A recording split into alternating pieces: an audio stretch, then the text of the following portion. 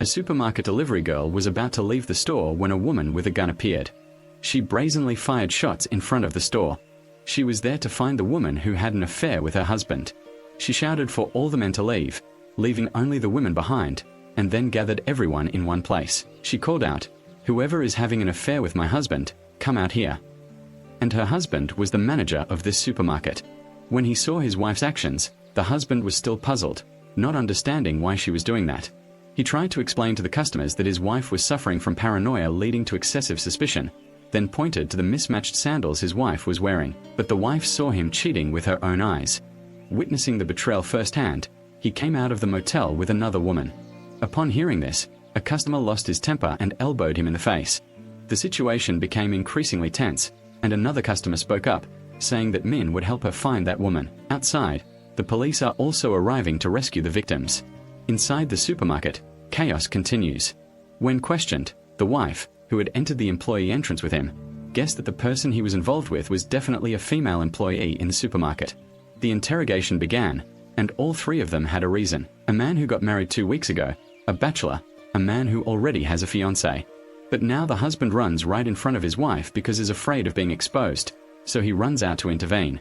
He mentions his son, calming his wife's anger like 5 days ago. He took his son out to play, abandoning him halfway to go on a date with his mistress. The little boy ran everywhere looking for his father. Suddenly, the mother received news that her son was seriously injured. The son tried to remind her that his father had abandoned him. Everyone in the supermarket heard the story, and they couldn't help but curse the husband, a worthless piece of trash that even dogs wouldn't bite. Everyone sided with the wife and rushed in to teach that scoundrel a lesson. But then the gunshot rang out. The wife wanted to end the couple herself. One person stood up and said they saw the single woman secretly giving him a bottle of soda. It was definitely him. But she explained that she had a performance review deadline next week, so she did it for the sake of making a living. 2 colleagues saw her playing dirty and stood up to argue. The wife couldn't keep her composure and was about to shoot the whole group when a customer ran up and stopped her.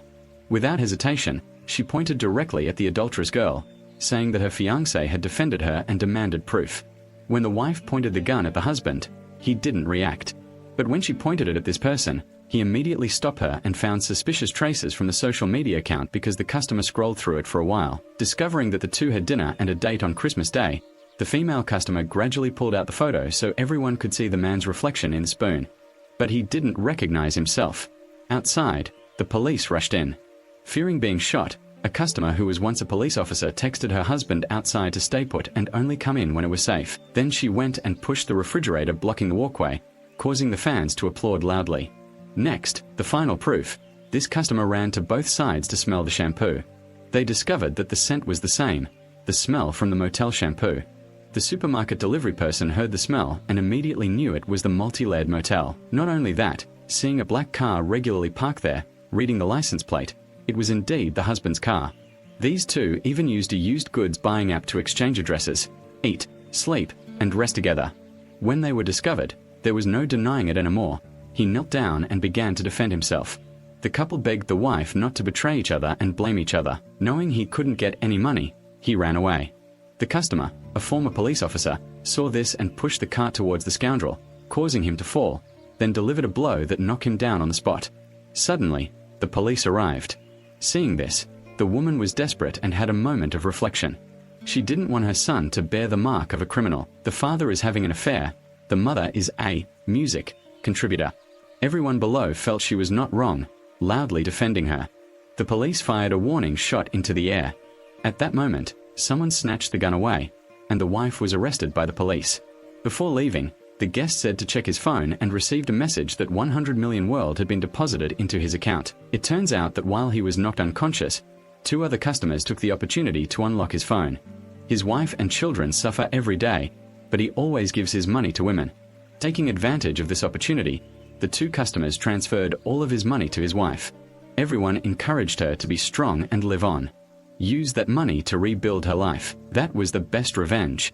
The wife got into the police car, bowed her head and thanked everyone profusely, then turned back to that brave guest. Her name was Ms. After 15 years of hard work and struggle, she had finally ended her life of renting. Now, she was preparing to move to her own home. The whole family of 3 was happy to move here, A truly upscale apartment. Me looked around her neighborhood and saw that everyone was relaxed. The air here exuded a sweet fragrance that delighted her. Suddenly, the security guard greeted her, interrupting her thoughts. She said that this was her first house after 15 years of living here. Everyone here was cheerful and clean. It seemed that everyone here was a good person, but little did they know that the sweet scene just now had another dark side. The parking lot was cramped. People were walking their dogs but were actually taking them to the toilet. They were giving away apples but were giving away rotten ones. Sitting together wasn't about asking each other questions but about gossiping about someone else. But in Mejdai's eyes, everyone was completely different. That attitude made the security guard pretend to go along with it. Suddenly, the sky darkened, and me quickly packed up. A storm broke out, causing half of the giant banner to fall off, revealing old, chipped paint on the walls. Meiji returned to her room to decorate and clean up her apartment. When the moving company finished the job, the owner demanded payment, but Meiji said that the table was slightly chipped and showed them the original picture of the table. Then the bowls, chopsticks, and food weren't individually wrapped, music, in the vase that the delivery guy was trying to cover. A piece of the base was also chipped off. Not only that, but they were 20 minutes late. While the advertisement clearly stated that a 100,000 W compensation would be given for lateness.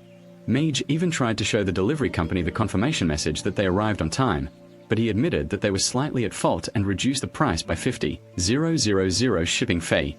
Both sides happily agreed. Just as the delivery person was leaving, the doorbell rang, signaling the arrival of guests. Meij excitedly checked to see who it was, and it turned out to be her mother-in-law and her husband's 3 sisters. They came to visit and sat downstairs eating and chatting. Meij was rushing around like a horse running in the field in the kitchen, burning her hands, but her husband and his sisters remained indifferent, not even bothering to help her, just sitting there chatting until they brought out the new items. There was a Buddha statue, and a book about the Christian religion. Even more surprisingly, a woman brought a talisman to stick on the wall. Meij's husband even invited everyone to come over occasionally, saying the house had 3 bedrooms, and they could stay overnight after drinking. This displeased Meiji greatly. Suddenly, her husband had a stomach ache and needed to defecate. The mother-in-law thought that her daughter-in-law's cooking was too salty, causing her son to have intestinal problems. Then the 3 sisters ganged up on me, saying that salty food was nothing compared to how bad her cooking was now. They kept verbally attacking MI. Not only that, they also criticized her new house for being old and outdated. They said the furniture was cheap and out of style, and that someone must have died there. Finally, Me finished cooking the crab soup. She brought it out for everyone to try, but after stirring it, they couldn't find any crab. Little did they know that Mi's anger had already turned everything into a pulp. Her brother-in-law demanded beef and pork, but Meij could only apologize, saying that she had run out of money buying a house and only had these dishes left. Seeing her son wearing a shirt that was stretched out at the neck, the mother sighed. Meanwhile, the sisters criticized their brother for not enjoying the blessings of his wife's family after getting married and not being able to rely on his wife. They ignored Mi's feelings and kept saying she was worthless. Me angrily slammed the table, but they didn't stop, saying her husband had married a shrewish wife. They all ganged up on her. Me couldn't take it anymore. She went and grabbed the fire extinguisher. Thinking about spraying it all over them made her incredibly happy, but her mother-in-law found out. She had to make up an excuse that she had indigestion and was using it for exercise because she couldn't breathe the air in the house. PM.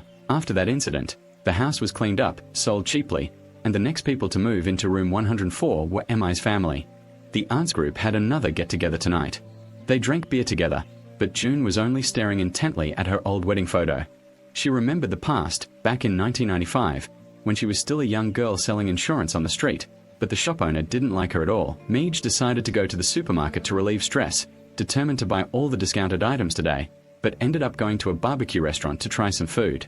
She ate everything up and then witnessed the incident where a woman caught the mistress. At this point, news of the arrest spread on TV, and Meij's family heard about it and rushed to the scene. Seeing someone who looked like his wife, the husband thought his wife was injured and rushed to hug her tightly, crying bitterly, saying that without her, he wouldn't be able to live. Suddenly, his wife's voice came from behind. The husband was startled and hugged her tightly. Their daughter M also happily hugged her mother. The guest, a former police officer, returned home and immediately had a bowl of mixed rice. Her husband praised her strength, saying that 3 guys outside couldn't push her at all. Then her beautiful daughter also became curious about her mother's story. On this side, the M family was also watching the news, and her mother-in-law and sisters-in-law all criticized her for suddenly interfering in that story. Then they said she didn't know right from wrong. The news about the supermarket incident then spread. A high school girl was abducted and her body was found after 12 hours. The police have launched an investigation. Mi heard this news and, unable to remain calm, ran back to her bedroom and looked at a photo of her best friend. Suddenly remembering moments from her school days, Mi sadly decided to go drinking to drown her sorrows. But she encountered the two customers from the supermarket where the incident happened that morning. Introduced herself as someone who had just moved to apartment 104 this morning. The two people on this side looked at each other and smiled faintly as if trying to hide something. Then all three quickly sat down and chanted together. The long-haired woman introduced me as a female version of the extremely strong and energetic ghost aunt, who used to be a brilliant police officer, and she was quick-witted, well-connected, and knew all kinds of laws. Here she's like a lawyer. The two of them realized Mija's deductive skills were no less impressive than Sherlock Holmes, so she had to admit she once dreamed of becoming a detective, police officer, detective, and lawyer. She had it all, so they decided to form a group called the Aunties Club, an Avenger version of the aunts. But the female version of Dong Shu felt they were missing one very important thing, an intelligence position. Just then, a delivery person from the supermarket happened to pass by and saw her. She seemed very suitable, so the whole group immediately decided to give her this position. Finally, a group of 4 people, Kung Beij as Stockholmist, Juang as a police officer, Jun as a lawyer, and Sohai as an intelligence agent. The musical anti-group officially debuted today. Kung brought lunch to her husband, greeted her subordinates, and encouraged them to keep their spirits up in music. As she said goodbye to her husband, she looked back at the place where she used to work and quietly thought about the past. Going back to the previous year, when Kyung was still a police officer, her strength made many colleagues doubt whether she was a woman. The feeling when she acted was no different from a female version of Huck.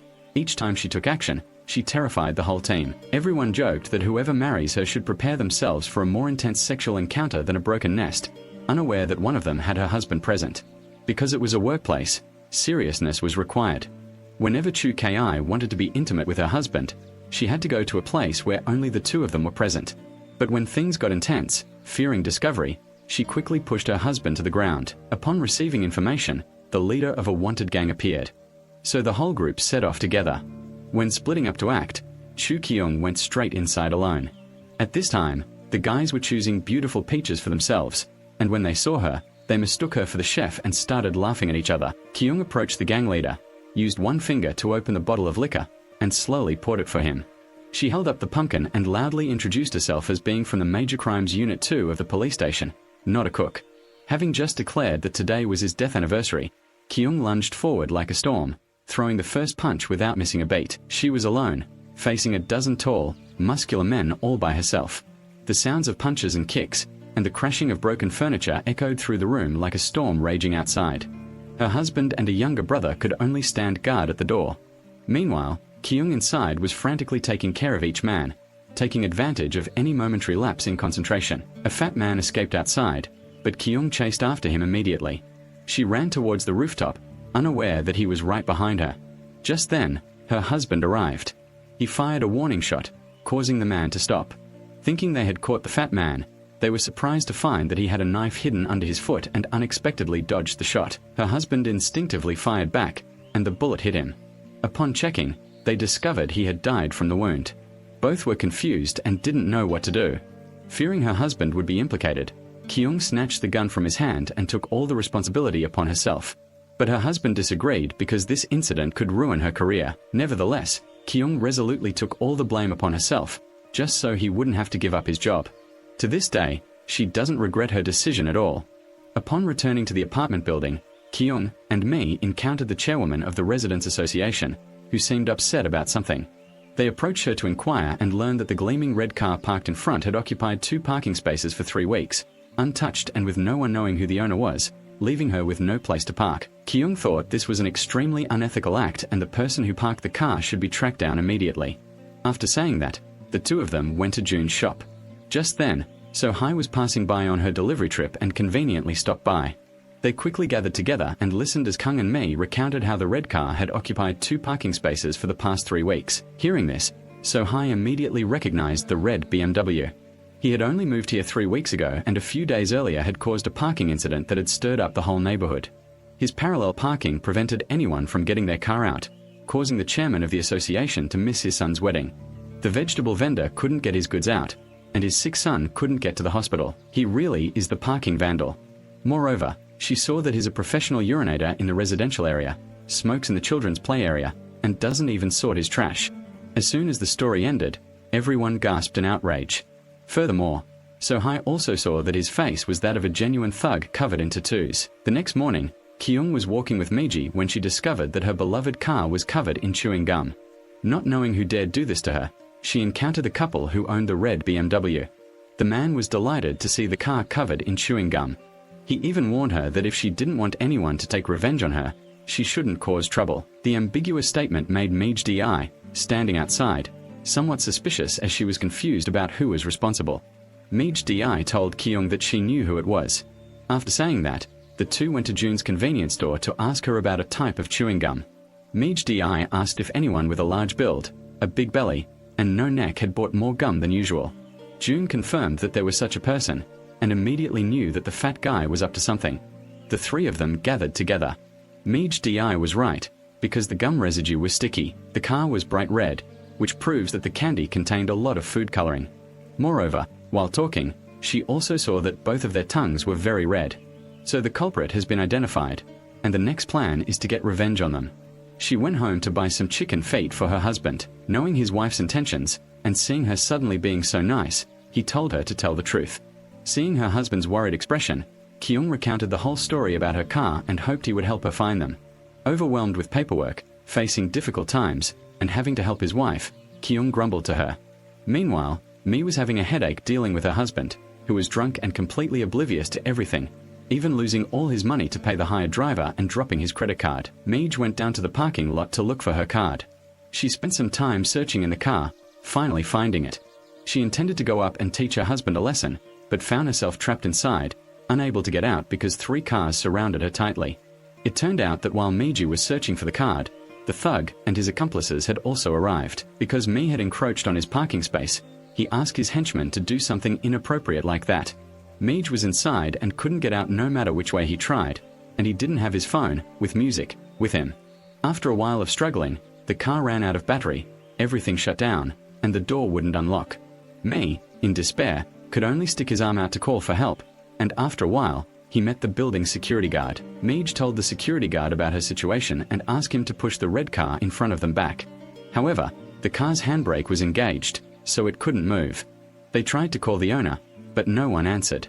Finally, Mij asked for a phone call to her husband, but he was drunk and couldn't answer either. She continued calling her daughter, but the results weren't any better. While waiting for the security guard to come upstairs to call, Jun and Kyung arrived. They brought blankets for Miji to help her stay warm. Just when things seemed to be getting better, Miji had a stomach ache. At this point, she could explode at any moment. In this critical situation, Kyung went to find something that could contain the acid for her. The first time with the styrofoam box, it seemed okay, but it couldn't fit through the glass. Kay told me to try and wait while he found something else and brought her a bowl. Mi took it, cursing and swearing she would get revenge on that bastard. She wouldn't let this go so easily. After saying that, the 3 of them planned to pretend to vandalize his car and take pictures to send to his phone to scare him. However, he wasn't fooled and didn't respond. After thinking for a while, Mi said to be more forceful. At this time, Ki and Jun were outside filming the process of lifting his car. Seeing this video, the fat man couldn't keep his composure. He put on his fake tattoo gloves and rushed down. After arguing for a while, he finally moved the car to another place without even apologizing. The next day, not wanting him to park his car there again, the group of aunts decided to organize a small fair right at the parking spot to deter him from coming back. But he retaliated by calling people from outside to park their cars everywhere, leaving no room to enter or exit. This made the group of aunts even more furious, and while they were wondering how to deal with him, suddenly So-hai remembered something. The day she was sorting the trash, he saw boxes of meat with labels from a newly opened barbecue restaurant at the intersection. That restaurant belonged to him. It was always crowded, but strangely enough, it advertised delicious dark meat from Jew Island, but in reality, it was frozen imported meat from abroad. At this moment, Mi suddenly came up with a new idea. The next day, the fat man went to his restaurant but was hesitantly asked by the staff about his salary for the month. He was 15 days late for his salary, but he didn't explain anything to the staff, instead acting threateningly. At lunchtime, during a busy period, he saw his staff throwing away meat. He went over to ask and learned that the meat had expired a week earlier and smelled bad, which was why the staff had thrown it away, but he was reluctant to waste the meat and deliberately took it back to reheat it for the customers to eat. Not only that, he wiped the rims of the bowls with leftover side dishes from the previous customers and brought them out to the new customers. At that moment, the group of women came to his restaurant, bringing evidence that he had smuggled meat. However, he claimed that it was just the packaging, not enough to convict him. Immediately afterwards, Sohai presented the video she had recorded. Takao had withheld employee wages. Not only that, she also provided clear evidence of him using leftover food and expired meat. Everything was fully recorded. This caused a commotion in the restaurant, and luckily the supervisory team arrived just in time. For his actions of using counterfeit products and reusing expired materials, he finally paid the price with a notice suspending his business for 30 days. Unable to contain his anger, he immediately called his henchmen with the intention of teaching the group of women a lesson. But as soon as his car was parked neatly, the group of women began to act. Just like before, 3 cars surrounded his car at once, then the group of women went out for beer, leaving him behind. He sat in his car, frantically calling his gang for help, but one end was blocked by another car. The other end was inaccessible because the road was under repainting. He knew all of this was part of the group of women's plan. Finally, he called his girlfriend but only got a busy signal. Because she was with her new lover at the time, he was left alone to experience the same feeling as MI. That night, needing to pee, hungry and cold, his car ran out of gas, so he had to use 2 sheets of paper to cover himself temporarily to keep warm, and desperately called for help. After a terrifying night seeing everyone outside, he hastily apologized, promising never to repeat the offense. And indeed, it seems he has come to his senses, voluntarily working as a traffic signalman for the neighborhood, diligently doing his job, a far cry from the wretched thug he once was. It seems the parking problem has been solved. The chairman of the Residents Association must be delighted to see Miji. As Miji walked towards the elevator, she saw a pair of students happily laughing and joking as they walked past, as if she once had a friend like that. While the two of them were walking home from school together, some incredibly evil eunuch suddenly appeared out of nowhere. He exposed everything to them. Mi went crazy and chased after him. 2 policemen followed, almost catching up, when they found him hiding in a nearby factory. But there were many male employees there, and they didn't know who he was. Mi then leaned into the policeman's ear and whispered that his penis was only about. She was certain of it. After saying that, the police officer called everyone inside for questioning. Just as Mizzy had said, the man finally confessed. The 2 of them happily went home to celebrate their victory in the case. But suddenly, Diane looked up with a pair of distorted eyes. Mi woke up with a start in the middle of the night. 3 months ago, a horrific accident happened here. The victim was a man who fell from a great height to the ground. When the police approached the bedroom, they found a portrait of a woman and 2 students beside her. It was a photo of Miji and Jae-hun from their school days.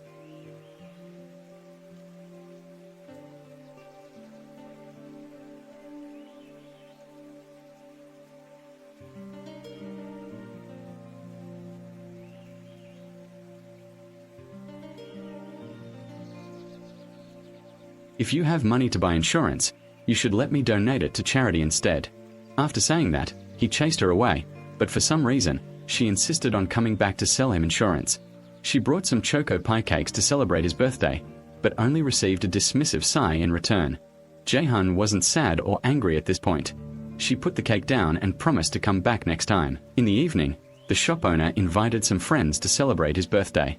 However, he refused to pay, which annoyed everyone. They said that it was because he was stingy and miserly that he was still single. Dongman didn't want to argue with his friends, so he stood up to leave. But his friends still made unpleasant remarks, saying that no one would want to date such a petty and stingy shop owner. Hearing this, Dongman lost his temper and punched him, but coincidentally, Jun was sitting next to him.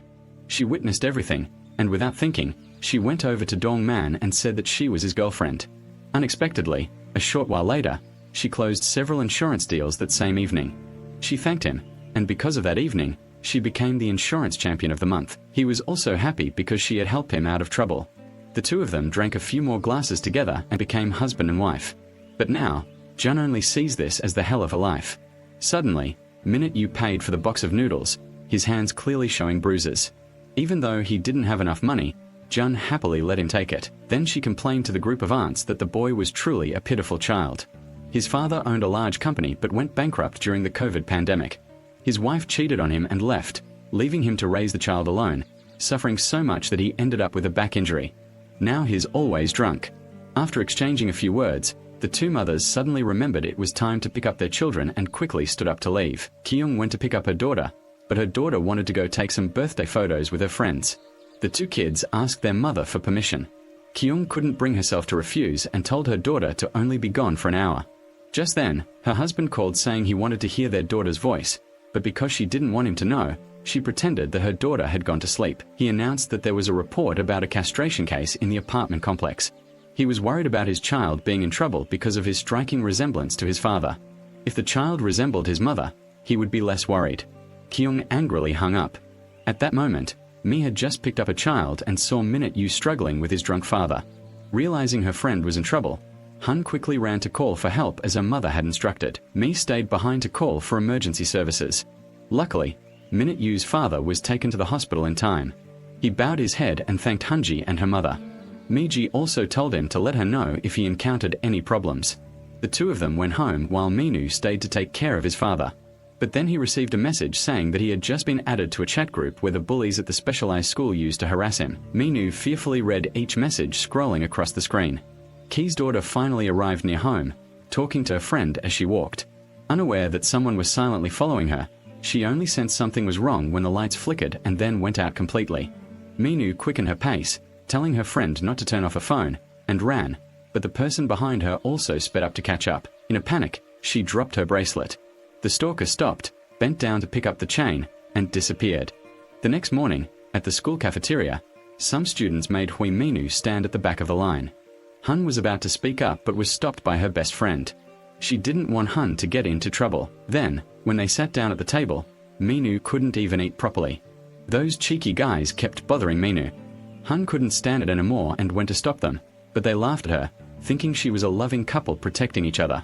That embarrassed Minu, while the group of aunts, unaware of what was happening to their daughter, continued to sit around and talk about their bedroom affairs. Ki-ung confidently stated that she was very experienced in this matter. The other two were curious to know if she and her husband still did it. Ki shyly shared that if they did, it would be very passionate because her husband still had enough stamina. But in reality, only she was passionate, to the point of transforming into teacher thou and performing vigorous actions. But her husband only felt pain and had no interest. When asked about Mizzy, she shyly boasted that her husband wanted it every day, but it wasn't like she could fulfill his wishes. In reality, it was only when her husband diligently did housework and collected enough good child certificates that he got it. But because he was drunk last time and dropped the card, M removed 3 of her husband's grapes. He pleaded and promised that a strong warrior would come to her tonight. Mi relented and returned 3 fruits to him. Thinking about tonight's sweet indulgence, Mi smiled to herself. As for Jae-hun, he remained stingy.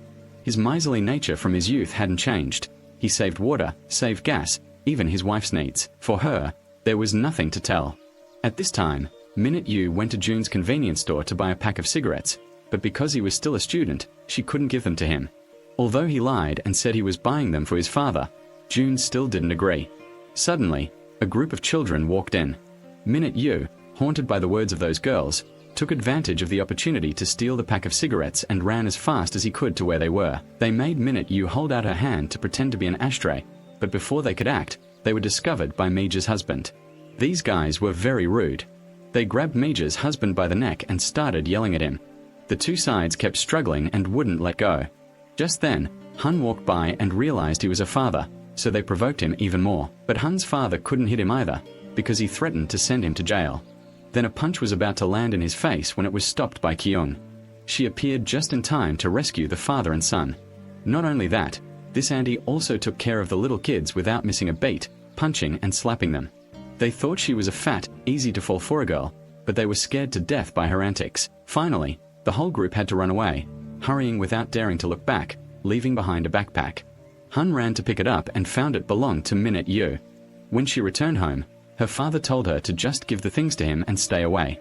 She thought Minute Yu had become corrupted by hanging out with thugs, but Hun was sure he did it because he was being manipulated. Mi-Di saw the father and son arguing and went to ask what was wrong.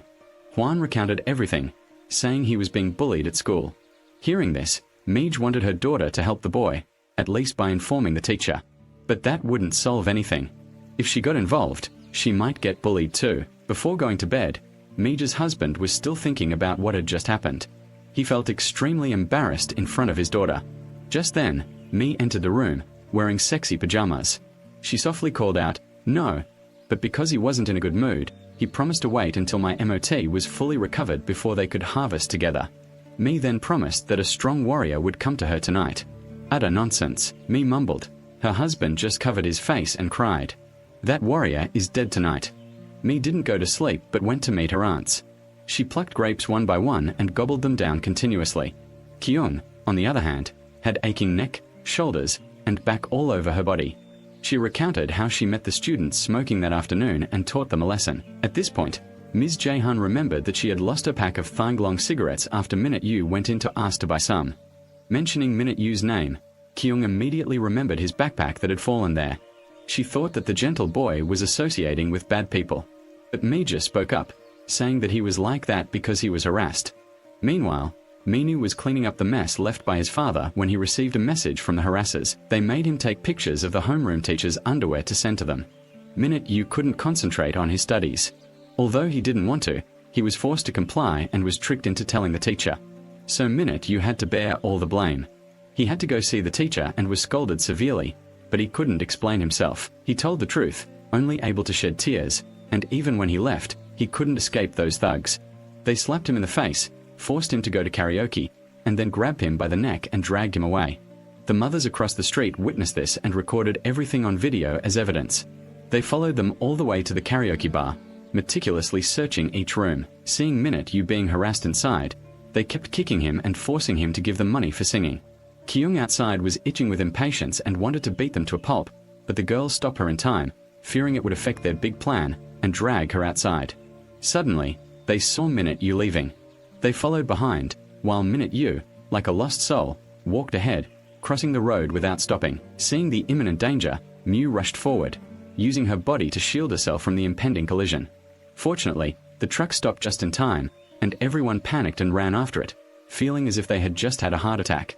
When things calmed down after dark, everyone asked Han Minute Yu if the mother's group would stay by his side and protect him, but for Minute Yu, that help made him unable to trust it anymore. His father abandoned his children, leaving them to fend for themselves, and his mother was unreachable. He had told his teachers and even gone to the police station about the abuse, but nothing changed. Instead, he was beaten even worse. He just waited for the adults to solve his problems, but he waited and still got no results. That's why when the mothers said they would help him, he reacted so strongly. Everyone felt sorry for Minute Yu and shed tears. Suddenly, his phone rang. He didn't want the group of aunts to interfere in his affairs, so he left to answer the phone. The gang members called Minute Yu again. If he didn't come, Hun would get into trouble instead of him. Hearing Hun Jae's name, Minute Yu rushed there as fast as he could. They surrounded Hun, smashed her phone, and searched her belongings. Minute Yu ran to them, begging them to release Hun, to stop bothering her, and not to drag Hun into this, but they paid no heed. They cornered the two of them and attacked Minute Yu first. They beat him mercilessly. Hung Kok LOC and Van begged them to stop. When Minute Yu collapsed, they turned to prepare to attack Hunji. A shout to stop rang out, making them turn around. The group of women approached, and Mi Di directly splashed water on the guy holding a lighter. But these kids weren't afraid. They even brought out knives to threaten the adults. They relied on the fact that they were still minors. They thought that no matter how violent they were, they wouldn't be punished. And if they had any bruises, all the older girls here would be sent to a correctional facility. But things didn't go as they thought. Kyung didn't hit them first. Instead, she instinctively took the knife away from them quickly, leaving them unharmed. These guys even called in their teammates to help them. On one side were babies who had just been weaned, and on the other side were mothers with their children. Only Kyung had to go home to marinate ribs, so he said to settle it quickly. The battle broke out right in the middle of the park. A low-level action movie scene, but it caused a high-level commotion.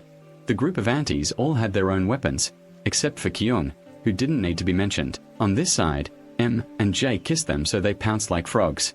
So Hai used her specialized vehicle to disperse them one by one. At the end of the match, the victory went to the group of aunts with a score of 1. The girls ran away, leaving behind the little boys. 3 of them were punished by their parents, kneeling with their hands raised to the sky. They said that if they cause trouble again next time, they won't let it slide. The group of aunts will wait at the school gate today or tomorrow. The mothers will still be waiting for 2 more days. Just then, Miji and Kyung's husbands also arrived. They took Minu and Hunja home. The next morning, Miju went to school and had a private meeting with her homeroom teacher. She showed the teacher the videos of Minu being bullied recently. And the anti-bullying council meeting was held, deciding that students who violated the rules of violence would have to transfer schools. Hearing this decision, all the aunts were happy and joyful. Now Minu can go to school without fear anymore. And that's not all. Kyung also made them pick up all the cigarette butts in the park. The aunts group also visited Minute Yu's house to help him clean up. His father announced to everyone that he would start working again next week. Everyone happily congratulated him. The next morning, M saw a new family move in. When she asked the security guard, she found out that it was the apartment right above hers. Then she quickly moved towards the mailbox. But there was a very strange envelope. It had someone else's name on it, but the address was her own, so Mi gave it to the security guard to return it to the sender. While preparing to cook dinner, she received a phone call from her aunt. Her aunt told Mij that, according to information from a friend, she used to live in this apartment building. A few months before Mija moved in, someone died in this apartment, an elderly couple. That's why it's so cheap. After the phone call, Miji was a little flustered, wondering why everyone here was surprised to see her move into apartment 104. The next morning, Miji asked her sisters about it. Was it true that someone had jumped from the balcony? The two sisters admitted that it had happened, but that wasn't the problem. That happened a long time ago. That man was very kind. After his daughter died, he wanted to go see his son. But 3 days later, I heard he was questioning himself. Everyone advised her to think positively. Mij only knew how to drink alcohol during the day. She followed her older sister's advice, muttering to herself and comforting herself. But when she got home, she was shocked to hear that her husband wanted to move. But M didn't want to move because she no longer had enough money to move to another house. Her husband, with his fragile heart, kept begging her to agree. The two of them argued, one wanting to move and the other not. Only when thunder rumbled did they stop. The husband, with his tofu-like mental state, woke up startled in the middle of the night dreaming of a self-destructive man grabbing him and strangling him. At this very moment, a new crime occurred near the apartment complex. The victim was a woman. The forensic team was conducting an examination, and a stranger who had recently moved in was standing in front of room 114. The next morning, Miju went out to the elevator and met a mother and son. The son had eaten but littered everywhere. Miji helped pick up the litter and said a few words, but the mother said that the cleaning fee was included in the management fee and that someone else would clean it up. Then she sprayed perfume around as if Mija smelled foul. Upon arriving at the Mi garbage dump, she encountered another unfortunate incident. She saw a garbage bag that hadn't been properly sorted and started complaining. Just then, the neighborhood association president caught her holding the bag. She insisted that Miji was the one who had recently been using the wrong bag and not sorting garbage. She even emptied the bag and called everyone over to catch her red-handed. Although Mij said it wasn't hers, nobody believed her. They left, still criticizing her. Mij was furious. She was determined to find out who owned this trash bag. Mij DI rummaged through everything and found the chocolate wrapper of the child who had eaten it that morning, and also the empty perfume bottle she had sprayed. Mi immediately guessed the culprit. She left her belongings right in front of the door and carefully left a message. Mij quickly took a picture of the evidence and brought it to the chairman of the association to clear her name. That night, Mi's husband secretly took the USB and opened it. This was something his friend had lent him that morning, saying it was something extremely miraculous that didn't require any medicine. He opened it and it was truly miraculous. Just as things were getting exciting, Mi was outside trying to push the door open but found it locked. Her husband inside was startled and embarrassed, quickly putting away the computer and going to open the door for her. But muffled spelling sounds kept coming from the computer. Afraid his wife would find out, he had to mimic her to cover up the computer sounds and then close the door so his daughter wouldn't hear. He kept loudly proclaiming that today was Grape Harvest Day and then hugged his wife tightly. Mi was embarrassed, although she really wanted to, but she pretended to playfully hit him because her husband had surprised her, thinking she would get a little sweetness, but it didn't last long. Mij was furious. Her husband made an excuse about a stomach ache and ran straight to the bathroom. He himself couldn't understand why the boy could never get up whenever he faced his wife. The next morning, the apartment building still had a lot of garbage because the transport company refused to accept it. The security guard had to tell everyone to take their garbage back home. They could bring it down after they had sorted it. The reason was that many people didn't sort their garbage, so the garbage collection point refused it, but everyone blamed the security guard for being slow and incompetent, leading to this accumulation of garbage. Just as the chairman of the association passed by and saw everyone shouting loudly, she thought of Mizzy. Thinking that she could solve this problem, she immediately called her. If the three of them agreed to supervise all the trash bins in the area, they would get free trash bags for 1 month and a year's management fee. But Kung and June didn't want to. With just 2 people, there wasn't enough time, let alone going to supervise. But Meiji argued to convince Kyung that the chairman's younger brother was a high-ranking official at the police headquarters. If this project succeeded, it could help her husband get a promotion. But when asked why Meiji didn't get anything out of it, Meiji just said that she was happy that the area was clean. But in reality, the price they received was that the president of the association introduced many of her friends to her husband's ZM gym. In the end, the 3 of them did this job together. They filtered out the improperly disposed garbage bags, sorted them, and looked for clues to return them to their owners.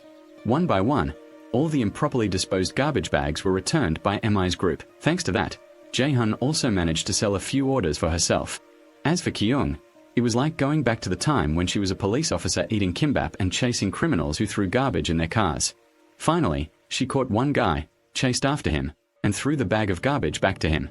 The guy was scared and just took it and ran away. By the end of the day, the 3 of them had almost finished their work, and everything looked much neater and cleaner. Only a few bags of trash remained, and the 3 sisters tried to finish them. Suddenly, Di saw a lost dog flyer from apartment 902 and remembered that the day before she had slipped and fallen after stepping on a stolen dog. Coincidentally, that dog was also named Me, but the dog's owner thought it was normal. Her dog is gone. She must be so sad because she considered Kun like her little brother. Just then, she received a report that someone had seen it. She went there without knowing that someone was following her. But since she had a dog, now there was a bag full of personal belongings bought from the supermarket. After looking through it, Meij guessed that this bag came from a man living alone. Suddenly, June screamed loudly. They saw a pink hair color with some frizz. It seemed to be a young woman. As Meiji was putting away the last of the trash, she heard a scream. Instinctively, she grabbed a bag and ran towards the sound. A young woman said she was being followed by a eunuch. Meiji chased after her and saw a man completely covered standing by the wall. She kept throwing trash bags at him. Although he said it was a misunderstanding, Meiji didn't believe him and kept hitting him. Then, seeing his pants unzipped, Mi screamed and hit him blindly. The guy ran away, and Mi immediately chased after him. But suddenly, a car sped across the road, causing her to stop. The car window rolled down. The man inside hurriedly apologized to her and sped away. Bai Qian had disappeared. Meij was confused when she saw So Hai delivering goods nearby. Without hesitation, she ran to ask So Hai to drive her to chase after the man. In the distance, he was turning into the apartment complex. Meij Di jumped out of the car and rushed to the broom leaning against the roadside. Her eyes were filled with determination to catch him, but after chasing him down the stairwell for a long time, she couldn't find any trace of him. Taking advantage of MS inattention, he sneaked back to his building and safely returned to his room. Meanwhile, Kyung's daughter told her mother about the eunuch from the other day. After hearing this, her mother told her to temporarily stop attending extra classes, but her husband disagreed. He wanted her to take her daughter to school and then describe his wife's figure. Evenly distributed fat, large bones, strong physique. Mother has natural protection. Even if she comes home late, she'll still be afraid of being castrated. It sounds like a compliment, but why does it hurt so much? Kyung is a little sulky and doesn't want to eat pizza anymore. And Mi is still angry about not catching that castration fan. She promised that the next time she saw him she would tear him to pieces, and then went back to piecing together the receipts for the trash bag with the crooked hair. She worked tirelessly all night and finally finished piecing together a stack. Meij saw that they were all receipts from NS24 store. The next morning, when Meij gave the school bag to her child, she discovered that the security guard coming to the tree at the apartment building was the same Bai Qian from yesterday. The 2 of them went to the apartment building management to ask for clarification. But the security guard said that his background had been fully verified. His documents had been checked, and moreover, his apartment was number 114 in the same building as Meij, meaning it was the apartment above hers. Hearing this, Meij felt that this guy had a problem. How could a resident work as a security guard? This is clearly a disguise for something shady. But the security guard insisted he had a clean record and was handsome, so he couldn't possibly be a eunuch. But Mei, who was stirring up sensitive issues unrelated to appearance and education, became furious upon hearing that he was being slandered, and bet Mei that he would personally catch the eunuch red-handed. And he explained that he only saw her that day because he was too desperate to go to the toilet and didn't have time to go to the restroom. After finishing their business here, Meiji and Kyung carried the trash cans to the NS24 store to return them to the owner. Looking at the resealed receipt, The supermarket employee confirmed that it was indeed the store's receipt. Kyung left the trash bag on the table, while Mi explained to the staff why they had to do it, then looked around and realized that this guy was the one who had driven fast the night she chased after by Chen. He knew Miji recognized him, so he said that this was indeed the store's trash. Because some residents of that apartment building often bring trash and throw it in the supermarket's bins, he occasionally reciprocates. When he put away the trash bag, Mi saw that his hand was injured and had a little red on it. They then asked if the piece of dyed hair with the crumpled tissue was from this trash bag. What was the injury on his hand? He explained that he had scratched it while packing and didn't know anything about the dyed hair. It's possible the student didn't like it and cut it off, but Mij never said that the hair was dyed. Hearing this, he only said that the store had quite a lot of students coming in, mostly with dyed hair, so he guessed that was the case. Kyung and Mi left the store, but she still felt a little strange. The supermarket employee rushed into the restroom, rummaged through the trash bag to find the hair, cut it off, and flushed it down the toilet. He cut his girlfriend's hair just because he didn't want her to meet any other men. Then he calmly walked out as if nothing had happened. At this time, the girl's younger sister came to the supermarket. It turned out she also worked at the same place as him. She hadn't been able to contact her sister for a few days and was very worried. He calmly said that perhaps her sister was tired and had gone somewhere to rest, telling her not to worry, and then slipped her some pocket money. Her sister didn't know that her older sister had been locked in the house by that man, in complete darkness. He came home and opened the door to talk to her, but the girl begged him to let her go. She promised not to say anything, she just wanted to see her sister. But he said not to worry about her sister because he had just given her some money. The next day, Mu told her sisters about her missing hair, and upon questioning them, they learned that she had overheard their conversation at the shop. She also told them about her older sister, who was extremely thrifty and saved up money to study hairdressing. She was preparing for an exam at the academy, so she mixed her own hair dye and accidentally dyed both her and her younger sister's hair. Because I was saving up for school, there was no way I could go on vacation anywhere. Mi definisci Tellinger. This was definitely a potentially dangerous criminal act. She remembered the employee's really strange attitude. Music. He seemed to be hiding something and asked So-Hai if she knew anything about that employee. So-Hai said she only knew he lived in apartment 202 and almost always delivered things to it. But she noticed that the orders had increased recently. Before, they only ordered soup, but now they also order pizza, pasta, tortillas, and 2 bento boxes. She thought he must have changed his taste. But Mija saw those dishes as the favorites of the couple and felt it was an ominous sign. She immediately asked So-Hai to do something for him, deliver the food, but the eating utensils had to be ordinary. Let him return it. You stand outside and watch, and when he returns it, take it home and open it to see the food. Almost nothing is touched, only a few strands of pink hair with an SOS symbol. During that time, he forced his girlfriend to wear a black wig, and she only wished to be let go. But he was madly in love, afraid that if he let her go, she would find someone else. She said frankly that she had never liked him before, only treating him kindly because she thought he was kind. But to him, every gesture was proof of love. She kept begging him to let her go, but he went crazy and tied her hands and feet. MDI asked June to pretend to bring him kimchi, taking advantage of the opportunity to sneak into the house to see what was going on, and discovered a door was locked from the outside. He was startled, started to pull out the weapon, and then he asked June who had ordered it. June replied that his mother had ordered it. Suddenly he laughed loudly. My mother left 20 years ago, and suddenly she's ordering kimchi. As he was about to pull out the weapon, June said she had a note and showed it to him. After glancing at the paper for a moment, he realized it was the right room. As if mistaken for the wrong building, he immediately pulled Jaehan out. Jaehan immediately claimed she had a stomachache and tried to run to his bathroom, sending a message to Meiji, confirming there was a suspicious room.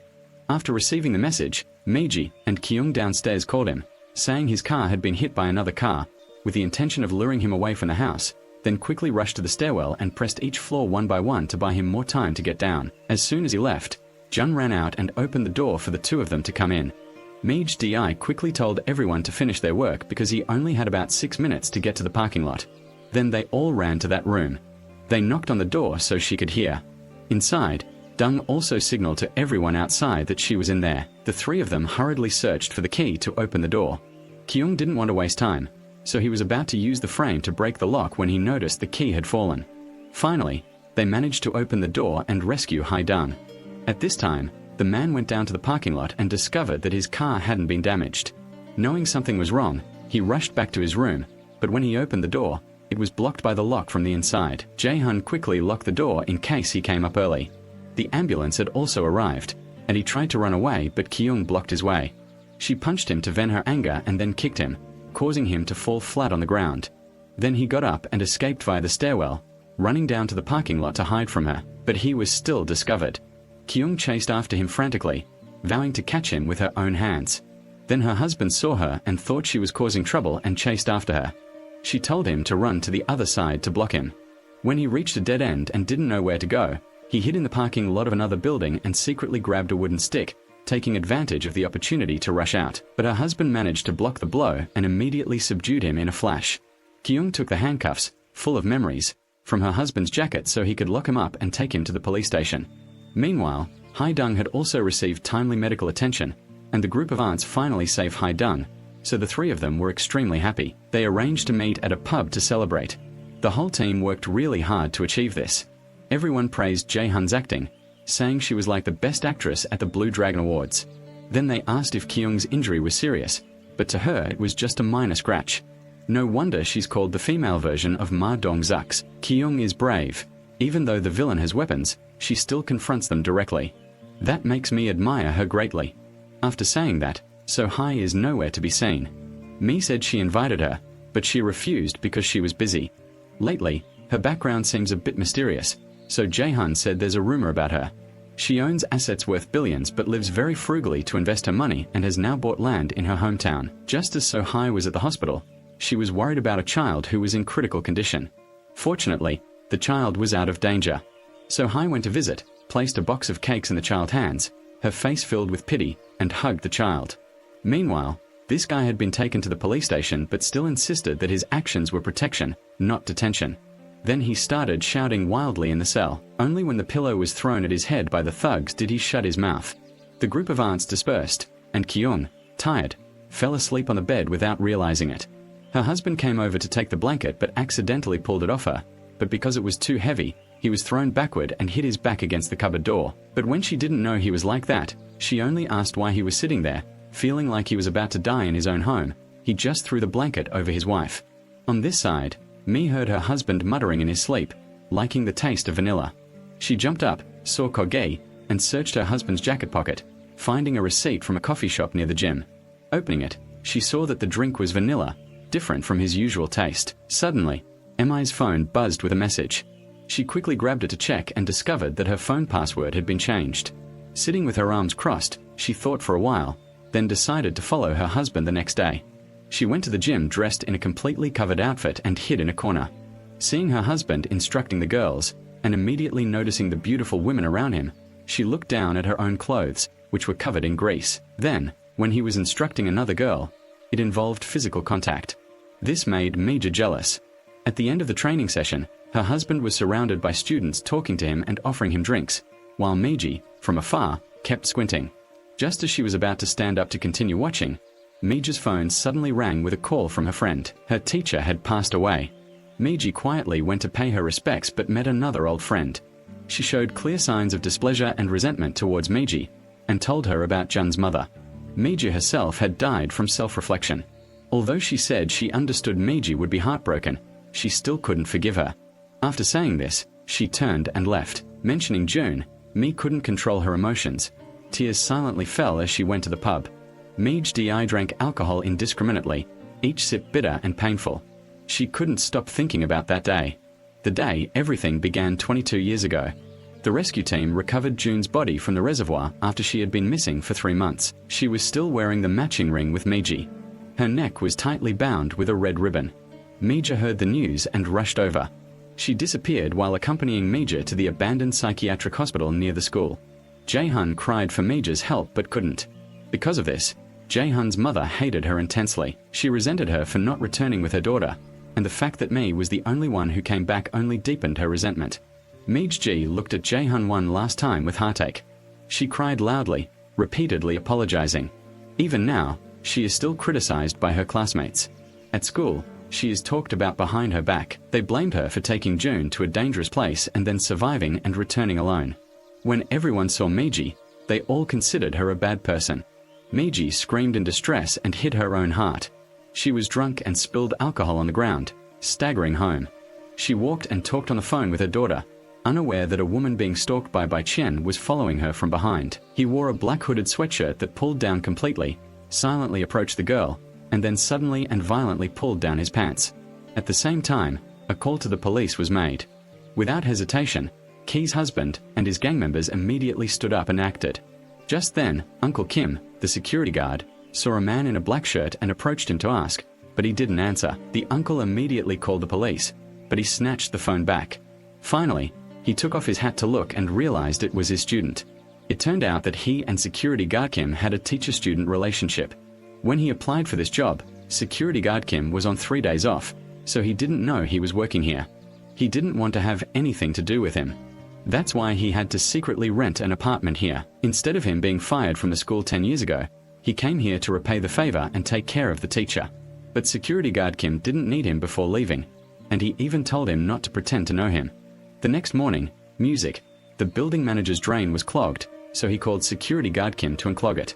Although this job wasn't the security guard's responsibility, he didn't want to go to the public restroom, so he made Kim do it for him and slip some money into his pants. He made him unclog and clean the toilet for him. Uncle Kim worked hard inside, while he sat outside looking at his phone. When the job was done, Uncle Kim gave him the money back. Moreover, he made Uncle Kim carry the chair to throw it away, and security guard Kim Kian-e helped him carry the chair. But the elevator was under maintenance, so Uncle Kim had to take the stairs. At the same time, the group of women had a meeting, but upon leaving, they were informed that the elevator was temporarily out of service, so they decided to go down the stairs. After walking a short distance, Mi suddenly saw a security guard's hat fall to the ground. Continuing down, the whole group was horrified to see security guard Kim lying unconscious on the ground with his head smeared and distorted. Everyone quickly called an ambulance to take him to the hospital. The head of the committee witnessed the incident and silently turned away. The new security guard who had just arrived to bring medicine to the teacher saw the teacher's phone ringing and answered it.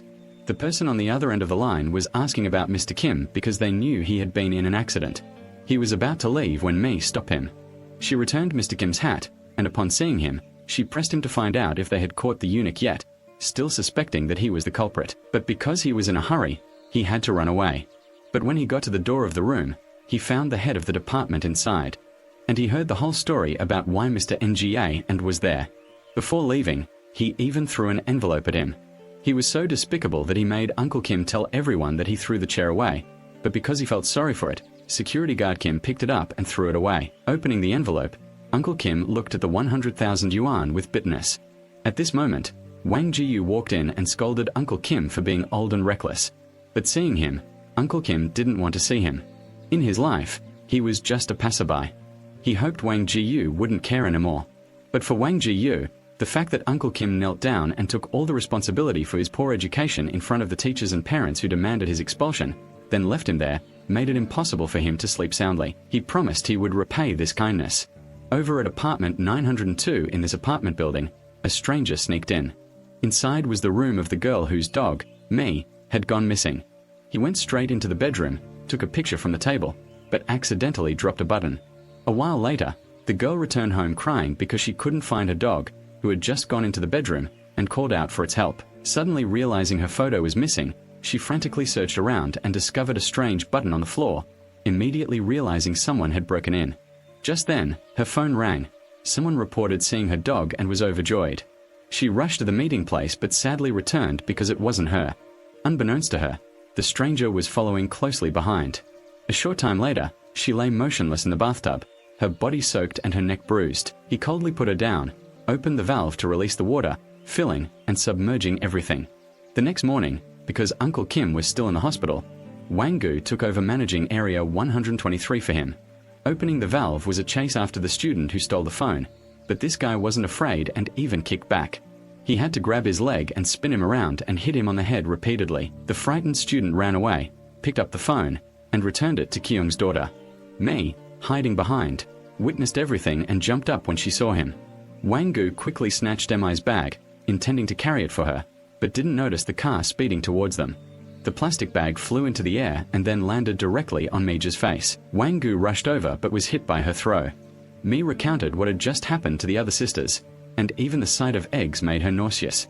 Speaking of Wang Jiyu, Sister Jae-hun found it strange because the house he rented belonged to the chairwoman of the association. It was rented for 1 million a month. Hearing the price, the two sisters were shocked and suspected that he was renting a house for 1 million and working as a security guard. When it was time to go home, Kyung even boasted that her daughter was infatuated with this boy. Mi advised Kyung to be careful because there was still no evidence to prove that he wasn't a pervert. Suddenly, Mi saw a flyer posted on Jae-hun's shop looking for the owner of the pants. Jae-hun then told everyone that the pants had been seen in her grocery store the day before, so her husband had put up the flyer there. After examining it for a while, Mi thought that this was the underwear left behind by Chien, possibly the new security guard. Although she had never seen Wang Gu wearing luminous underwear, she saw something else. Kyung whispered in her ear to ask about the size, which embarrassed the other two women. Kyung also mentioned that her husband's station was investigating the Bai Chen case and had given him the nickname Tall Banana. On that rainy night, he also approached a young girl and pulled down his pants in front of her. In short, according to the victim's description, the size was exactly like a tall banana. Meej thought back to Wang Gu. It seemed that it wasn't the same size as that guy either. Evening came, but it didn't rain today. That eunuch appeared, lurking around a girl, but Wang Gu discovered him and chased after him. When she got to the parking lot, he lost his mark. A little later, So Hai was delivering goods and went into the elevator when she met the head of the department and the chairman's son. She noticed her shoelace was untied, and when she bent down to tie it, her back was exposed. The head of the department saw this and wanted to film it, but So Hai quickly stood up. He was so engrossed in watching that he forgot to leave, and someone had to remind him. By the way, So Hai also introduced him to the store's new fried chicken without noticing that he was wearing a backpack and revealing a black hoodie. After paying for apartment 901, So Hai's apartment 902 was piled high with delivery items. The case of the woman who died in the abandoned house has progressed. The police have investigated and obtained information about the woman. The cause of death was suffocation from being chained by the neck. The method is similar to that of the killer 10 years ago, nicknamed the Red Ice Killer. The police still haven't concluded whether it was him or someone else who copied the killer. When Meej heard this news, she abruptly turned off the phone, losing her composure and thinking about June. Meanwhile, Wang Gu was being ordered around by the head of the department, who made him deliver his package to the door of his room. When it got dark, he couldn't find the package, so he went to the security office and cursed everyone, calling them a bunch of useless people. Just as Wang Gu was bringing water, he kicked him in the leg, grabbed him by the neck, and started physically assaulting him. He ordered him and everyone else to find the package. Otherwise, they wouldn't be allowed to go home. Everyone then split up to search for the package for him. When he got home, he called his wife and subtly asked if she had received his delivery, but she grumbled. Being a professor herself, she despised him immensely. She told him to manage the building properly at home and collect the money in full. After saying that, he hung up, furious at his wife's attitude of treating him like dirt. All evening, the security team still couldn't find his goods. The CCTV was just for show. 2 years ago, they planned to replace the CCTV, but the money was used to paint the building's walls. Even so, Wang Gu still wanted to try one more time. At this time, Mi went to throw out the trash and found an unsorted trash bag. It was a box of shipped goods, but when emptied, it was full of glowing underwear. It suddenly started raining heavily, and a young girl hurried home. In a car parked by the roadside, Bai Chen began to act. Just then, Kyung, who was nearby, heard the screams and rushed over. She picked up a drop slipper. Next to her was the girl, trembling in panic. Crying, she recounted how he had followed her and then suddenly pulled down his pants in front of her. Kyung hurriedly chased after them but only found the underwear hanging on a large tree. The next morning, Meiji and Kyung wanted to check the CCTV to find out who owned the underwear. But the camera quality was too poor, so they could only see the silhouette of the person who threw away the box. Kyung zoomed in and saw that it was the figure of a woman. Finally, the management issued a warning to residents about the appearance of Bai Chen, who posed a danger to women returning home late. But before things could get heated, the chairperson of the association put up an advertisement for the apartment complex's landscaping project and brought a box of underwear to the grounds. The Arts Association arranged to continue the investigation. M noticed that they all had the same thing in common. They all appeared around the apartment complex. The chances of him living here are very high. So Hai also heard that he used to operate in Zone 123, but security tightened, so he moved to Zone 45. Because he has a large penis, his insecurity might cause him to have an outburst and fall down in self-reflection. M then analyzed it for everyone. Suppose I am the victim when I see him pull down his pants. Instead of screaming and throwing yourself in his face, he might feel inferior and pull out a knife to eat. But if you scream and are scared, he will feel satisfied and leave. To this day, The police have not caught that eunuch because he disappears and reappears too quickly.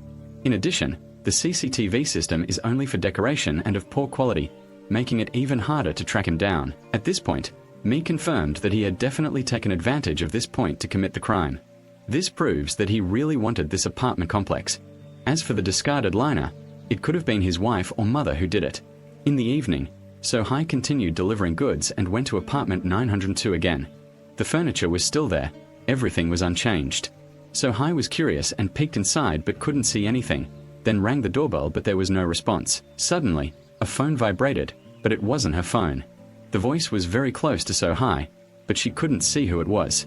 So-hai stepped forward, and this time her phone really vibrated. So-hai breathed a sigh of relief and answered the call. Behind her was a stranger who had secretly taken a picture of her. The case of the woman dying in the warehouse is making headlines again. Mi was scrolling through her phone, then threw it away and collapsed, her heart pounding so hard she couldn't breathe, forcing her to seek psychological counseling. She told the doctor everything, talking about the gnawing guilt and torment in her heart, sometimes even having nightmares. But the doctor said that guilt couldn't save her. It's an emotion anyone would have in that situation. It was only through this that she experienced a traumatic event that left her with psychological after effects. Mi also talked about making rattan crafts, drinking alcohol, and staying with the women near her residence to solve the case. Those things made her feel calm and happy. After work at the clinic, Mi and the Women's Association had a meeting about the case of the head of the department's shipped goods being lost. One side blamed the security guard for negligence and causing damage to residents. Jae-hun, however, argued that it wasn't the security guard's responsibility. This was completely unreasonable. The two sides argued back and forth until Kyung slammed the table.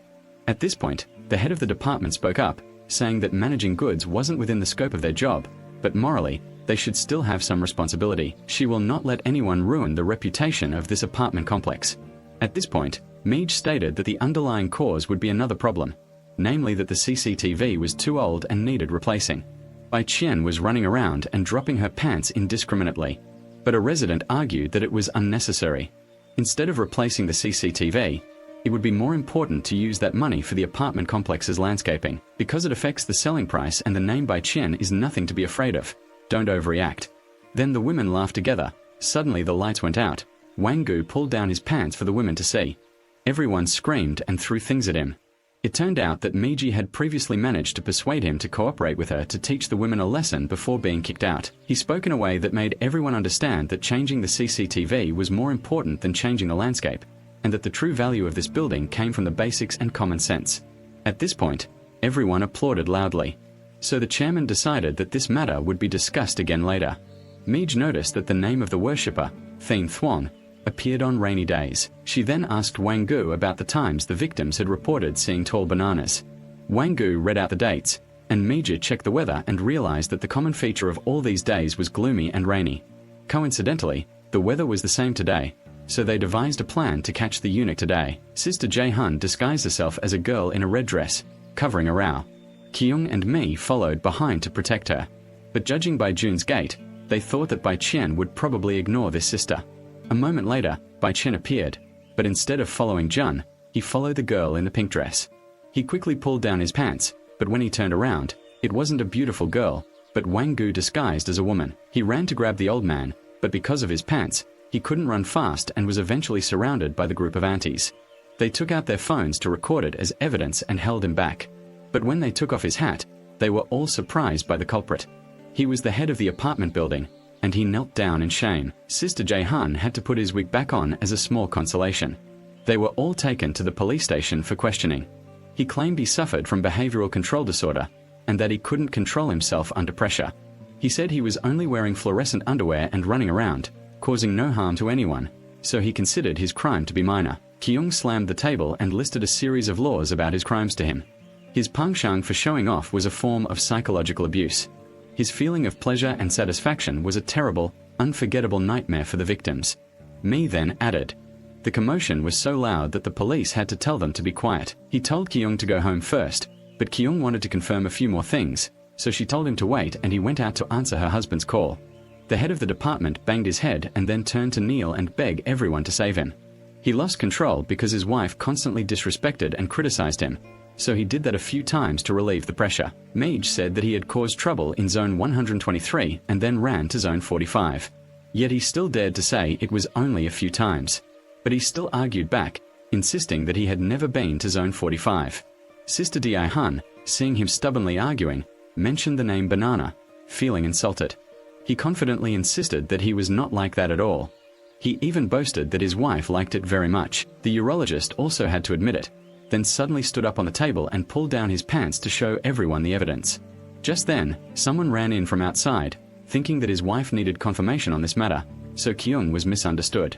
He was dragged away but still tried to say that he was not that tall, banana-like man. He asserted that the tall banana was definitely someone else imitating him. Then all eyes turned to Wang Gu. Seeing everyone like that, he helplessly, music, explained. Even if Bai Chen had 2 or 3 people, it certainly wasn't him.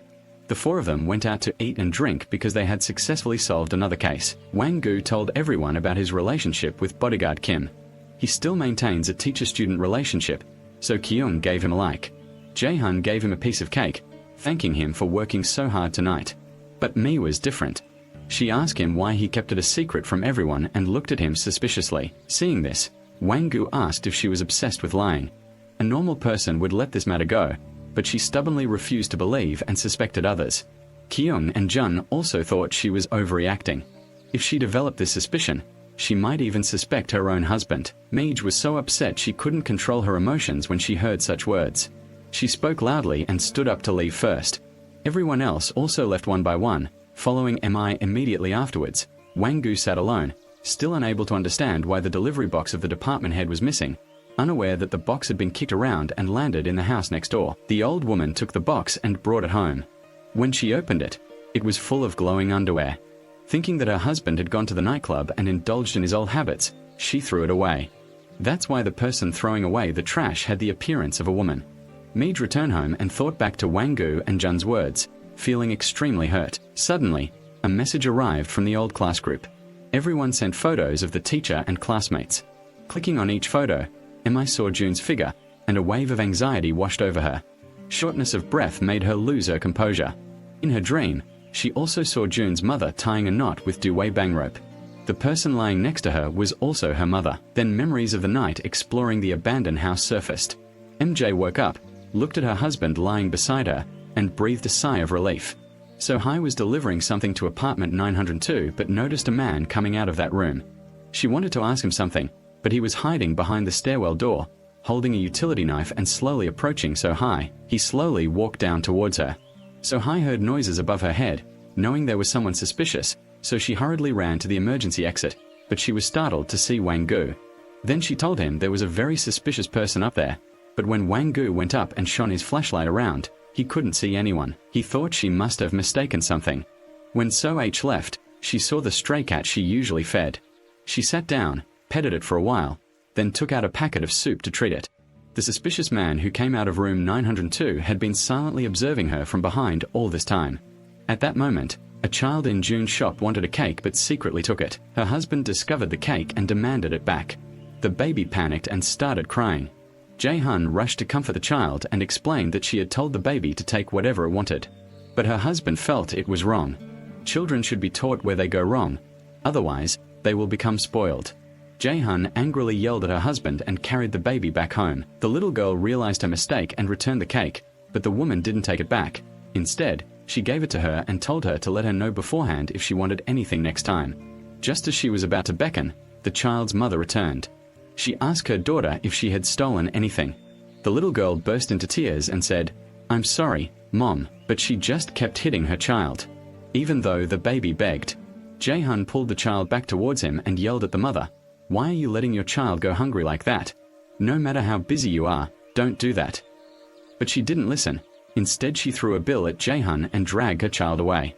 Seeing that the child wouldn't go home, she apologized. She recalled the old days when she also had a child around that age. Because she helped her mother, her daughter spilled the offerings, and her daughter cried incessantly, apologizing profusely, but her anger couldn't be contained, so she chased her out. Then, heartbroken, she received news that her daughter had been in a car accident. But when she saw her daughter, everything seemed to fall apart. She knelt and wept before her daughter's body, her heart aching. June couldn't bear it. She tried to grab the baby and run away, but her husband stopped her in time.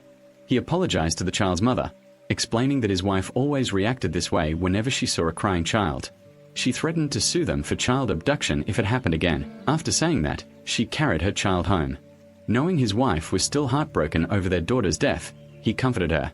After going to a funeral and drinking wine, the old couple held hands and returned home together. The next morning, Emi's husband found a banknote, thinking that because he had dreamt of feces the day before, he was lucky today. Then he saw a black bag in front of him, thinking it was another bag of money. He excitedly ran over, but the pungent stench made him think someone had carelessly dumped garbage there, unaware that a body was being held inside, wrapped in red ribbon. Du Wei-hun told her mother that she had seen her father sitting and drinking coffee nearby early this morning. She found it strange that he stopped for coffee after his jog, so she remembered the receipt and hurried to the shop. But when she arrived, she couldn't find her husband anywhere. Thinking she was right, she went home. Just then, her husband came out and collapsed when he saw his wife's figure. The body thrown in the plastic bag was discovered. It was the woman who lost her dog, living in apartment 902. He soaked her in the bathtub and then brought her out here to dump her. On this side, a group of aunts were talking about the girl whose dog had gone missing, without knowing that she was dead. While engrossed in their conversation, they were startled by a resident scream. Kyung approached and discovered it was the cat's carcass. Just then, So-hai passed by and was also startled by it, but suddenly recognized the collar as belonging to the cat she usually fed. So-hai panicked and burst into tears. Mi-di saw the cat's body in a supermarket bag, possibly dumped there by a resident. Suddenly, So-hai remembered a man in a hooded jacket tearing up flyers looking for lost dogs. The missing dog, coupled with the cat's condition, made her think that someone must be behind this, deliberately doing it. Mi put everything together. If the person who tore up the flyers killed the dog and the cat, then it's possible he's the real culprit. Who knows? Maybe he's not just helping animals but doing something even worse. That evening, Mi-di went to apartment 902 to check. The belongings were still piled up outside, but when she pressed the doorbell, no one was there. After fumbling around for a while, Mi's phone rang, making her jump. It was a friend she'd met at the previous visit to the teacher's grave. Mi wanted to speak to her to ask about Jun's mother's grave. She hoped to apologize to her, but her friend had asked everyone in the class, and no one knew where Jun's mother was buried. She then suggested that Mi try to find the address where her mother lived before she passed away. Perhaps the homeroom teacher would know. She also promised to help Mija find Jun's mother's address. Then Mi received a call. It was from Jun's sister, who said that a security guard had received a report from residents of apartment 701 to come and dispose of the dog's carcass in the trash can. But when he arrived, it was nowhere to be found. Wang Gu stood there, thinking this act was insane. Not knowing what crazy person would do such a thing, the two of them went up to apartment 701 to ask more questions and confirmed that it was indeed the dog. The disappearance of the dog and its owner made me feel that everything was suspicious. At this moment, Wang Gu stood beside me, looking at her with a very strange expression. At the police station, they are analyzing two recent body-dropping cases. The female victim in the abandoned house and Tuther, whose body was discovered yesterday by the riverbank. They compared the two materials used to tie the ribbons on the two bodies and found they were different. One was velvet, the other was nylon, but the knotting method was the same, suggesting it was likely done by the same person. Regarding Jae-hun's case 20 years ago, she was the first victim of the assassin Du Wei-bang. The material Du Wei-bang used for his first victim was also velvet, similar to the victim in the royal house. His second victim was made of hemp rope. They believe the first commonality is that the victims were chained by the neck with velvet rope. The victims then used a different type of rope, with identical knots. It's highly possible this is someone imitating the killer Du Wei-bang, or that he himself has reappeared. At this time, So-hai, while delivering goods, accidentally meets Mizzy. She also wants to meet So-hai to inform her about the dog's death. The method of killing is similar to the cat case, so M believes it's the same person. She wanted to ask So-hai something, but she was busy on the phone, so she gave up. Before leaving, So-hai gave me a box of fried chicken. She felt bad because she wanted me to help her investigate the cat case, but she always left me to do it alone. So-hai continued delivering orders and met the chairman's son. She asked him if he liked fried chicken and offered to give him some chicken vouchers, but he replied that it wasn't necessary. This made So-hai freeze because his voice sounded so much like the suspicious man she'd met the day before. The next morning, Mi-di went to see the psychologist again because feelings of guilt and anxiety had returned. That day, hearing Jun's cries for help, Mi ran straight to that room. but he said that if she took another step or called the police, he would drop June. But if she left immediately, both of them would be living on the brink of having to choose. Mi didn't know what to do. She just stood there crying. Jae-hun inside shouted, "Save her." But that man's threat frightened Mi. She let go of the doorknob and left. Since then, she wishes she could have seen his face to find the real culprit. The doctor saw that she was losing her composure, so he could only prescribe some anti-anxiety medication, advising her to continue dwelling on the past or to forget everything and move on. It was entirely up to her. Then Mi received a phone call from a friend. The homeroom teacher didn't know where Jun's mother was buried, but she had managed to get the phone number of a close neighbor of hers. She immediately called that person without knowing that she lived in an apartment building right near hers. The autopsy results of the female victim found at the riverbank revealed that the cause of death was due to being chained by the neck. The address information was also confirmed. Hearing the address was the light apartment building, Kyung's husband quickly checked again. Finally, the police arrived, but because of the serious crime, a resident cursed the victim, saying she was a nuisance. Meej Di heard the unpleasant words and went to talk to her. The woman insisted that the victim deserved it. She claimed that never cleaning up dog poop properly, being impolite and an eyesore, was a terrible person and had angered the perpetrator. Mi couldn't keep her composure and cursed back at her. If it were her family, would they dare say such things? She'll be the next one to die. So the two sides lunged at each other, grabbing each other's hair and fighting. It's similar to when June was in trouble in class and someone spread rumors that she was flirting with guys, which is why she was treated that way, slandering and bringing down the victim. She's gone now. Meiji got into a fight with them. Not only did she badmouth June, but she also blamed everything on Meiji, and she even got into a fight with her friend. That's why Meiji's impulsive behavior earlier surprised Kung and June, who were taken aback by her usual demeanor. Meiji excused herself to go home and rest. She mustered up the courage to review June's case online, but after reading for a while, memories flooded back when Meiji, at the police station, discovered that her friend's belongings were missing a pair of scissors. When she and her friend bought ribbon and scissors at the craft store, Meiji was terrified, her heart racing, and the anxiety overwhelmed her, causing her to panic when she saw the scissors on the stove and quickly put them away. So Hai, while delivering goods, thought back to the girl in apartment 902 who had died. "I can't believe this." She remembered meeting the chairman's son and hurriedly called Mizzy. Music. But she didn't answer. So Hai had to deliver the goods first, but just as she was about to call Mizza back, a stranger suddenly ran out and covered her mosquito net. After a struggle, the cat collar she was wearing broke. He dragged her into the room and picked up her phone, which she had dropped outside the door. Meej was at home asleep, and in her dream, red ribbons appeared, rushing towards her and tying her up. She almost suffocated in her dream. Meej woke up to the sound of her phone vibrating. The person on the other end was contacting her because they couldn't reach Hai. After hearing this, Mi rushed to the hospital immediately. It turned out that the child So Hai had been worried about was her son. So Hai had Meiji as her emergency number in case she couldn't reach her. Meiji stood outside and sent So Hai a voicemail informing her that her son was in trouble, but then saw So Hai's missed call at 8 p.m. She immediately called the restaurant owner to ask if So Hai had any deliveries at 8 p.m. and learned that there was one last delivery at the light apartment building. Fearing that So Hai was too tired from delivering goods and had gone home to rest, Wang-gu went to So Hai's place but didn't find her there. At this time, news about the girl from room 902 being murdered was also reported in the newspapers. Wang-gu brought pizza to visit his teacher, but the teacher refused to eat it and told him to take it back. But he still left it at the foot of the bed and left. Seeing Mr. Kim bring back a cake, his roommate eagerly wanted to share it. However, when he tried to untie the knot on the cake, he struggled for a long time because it was too tight.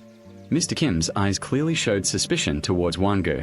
When Meiji returned to the apartment, she received news from landlady So Hai that the last order was in room 406. Mi rushed up to check, while So Hai was tied up behind her back.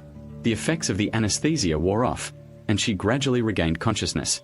Terrified, So Hai crawled up, and the strange man who had been sitting and drawing on her stretched and turned around.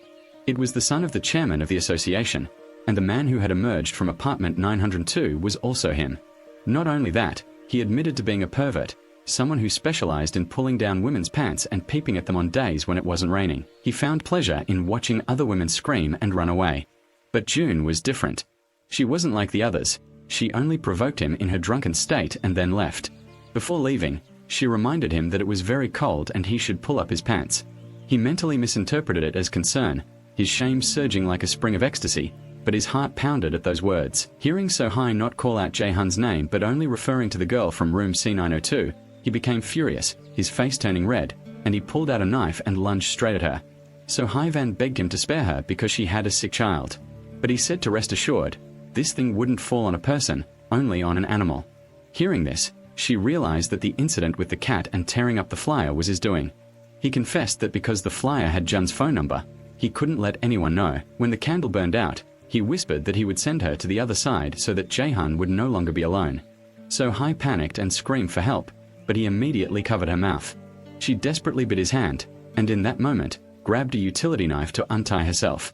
He angrily pulled out a red ribbon, intending to chain her neck. So-hai lunged forward, swinging her arm to hit him, but as she bent down to untie the restraints on her feet, he quickly kicked the knife away and lunged at her, strangling Due Bang, causing So-hai to faint. At this moment, M returned to the apartment building and received news that So-hai's last apartment was 406. She hurried up but had to wait a long time for the elevator, so she had to run up the stairs instead. When he heard the doorbell of the next door ring, he stopped what he was doing, carried her into the bathroom, and placed her in the bathtub. He lit a candle in front of the painting and drew a picture of Hai. Mi went to apartment 406 to ask the landlord if he had ordered fried chicken, but he insisted he hadn't ordered anything. She deliberately barged in, saw him eating chicken, and angrily questioned him about what he was hiding. Under pressure, he finally confessed. When he got home from work, he saw a bag of chicken hanging on the doorknob. Thinking someone had given it to him, he brought it inside to eat. Knowing Mi wasn't the owner of the chicken, he angrily kicked her out. After thinking for a while, Mi thought this might be a trick to lure someone over, then walked towards the next room and saw some beads that had fallen. Mi realized this was the cat collar So-hai was wearing, and he was transported back to the day before. When his mother went to check if her apartments were still vacant, she received news that her son had missed 3 psychiatric appointments. She rushed home to check if there was any medication left in his room, but there wasn't any left, and he hadn't taken a single pill. Inside were packages from apartment 902 and photos of June. Then she found another suitcase locked with a padlock. She broke it open and inside were all the drawings he had made of her. By late afternoon, she still couldn't contact her son. She was extremely anxious. After a while, her son finally returned. Seeing the medicine cabinet opened, Valai had all the photos torn up. Then she went into the room, forced her child to take the medicine, and told him to go stay at his aunt's house for a while. He tore up the ticket in his hand, but her smile sent chills down his spine. She smashed the medicine cup, the glass shattering on the floor. The terrified child knelt down, trembling and begging, only hoping to be allowed to continue drawing and promising to take his medicine regularly. She didn't answer, only slowly stepped barefoot on the shattered pieces, bending down to caress the child's face as if comforting him. Everything continued as she intended. When his mother left, he breathed a sigh of relief and wept before the torn paintings, music. Back to the present. The next morning, M returned to apartment 405. She rang the doorbell but no one answered. As she turned to leave, she heard noises inside. So-hai gradually woke up because she heard the doorbell ringing and screamed loudly for help. But he said it was useless, because he had installed soundproofing in the apartment years ago. On this side, the police investigating the case of Girl 902 reviewed CCTV footage and discovered that Wang Gu was the last person to see her, so the police raided his room and searched it. They found a suspicious suitcase in the house. When emptied, it contained manna soup and many dangling ribbon ropes, a notebook containing notes on how to set up ropes and information about the 2 most recent cases. Wang Gu was handcuffed and escorted to the police station. Meej received a report from Kyung and rushed over. She asked So-hai if he was responsible for her disappearance since yesterday, but he said not to falsely accuse her and to go find her instead. Don't waste any more time. After a quick glance, Meej Di was certain that the person who kidnapped So-hai wasn't him. As for the 902 incident, she didn't know if it was related. Wang Gu was escorted to the police station. He explained that he took her back to her room because he saw her drunk and crying that day. When asked about the strange items in his suitcase, Wang Gu said they were just props and reference materials for writing his novel. He's writing a story about the killer Due Bang, so he has to gather information about him and even advertises that he knows all the details of Due Bang's cases from beginning to end, including the date and location. If you have any questions, just ask him, and he'll ask the police who reported him. Kyung's husband recounted that an anonymous person called the chairman of the association and pointed him out as the informant. Coincidentally, apartment 1104 was rented to Wang Gu by the association president, so she went to check on it following that mysterious call and discovered Wang Gu's strange belongings. so she immediately reported it to the police. Meej went to the management office to inquire about the owner of apartment 405 and learned that the association president owned that apartment and it was currently vacant and not yet rented. At the same time, I also received news from Ms. Jae-hun that the owner of apartment 902 is the chairwoman of the association. Ms. Kyung added that this morning the police even came to the chairwoman's house to ask where her son was. But she was very angry about it. When Meja left, she met the security guard who said he found a delivery vehicle hidden there. Then he took her to see for confirmation. Both me and June went to see, and it was indeed Soi's car. Sensing something was wrong, Me asked June to investigate the situation at that building, while she stayed at this building to observe. But after a while, Meja saw the chairman of the association carrying something strange to another building to throw it away, so she followed him. When they retrieved them and entered them, inside was a black hooded sweatshirt, paintings of the victim from room 902, and especially her belongings.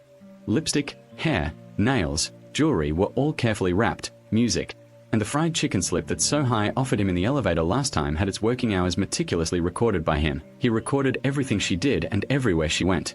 Meanwhile, Jae-hun investigated the building further and discovered that apartment 405 was empty, yet the electricity and water were still showing as being used, so she called MI.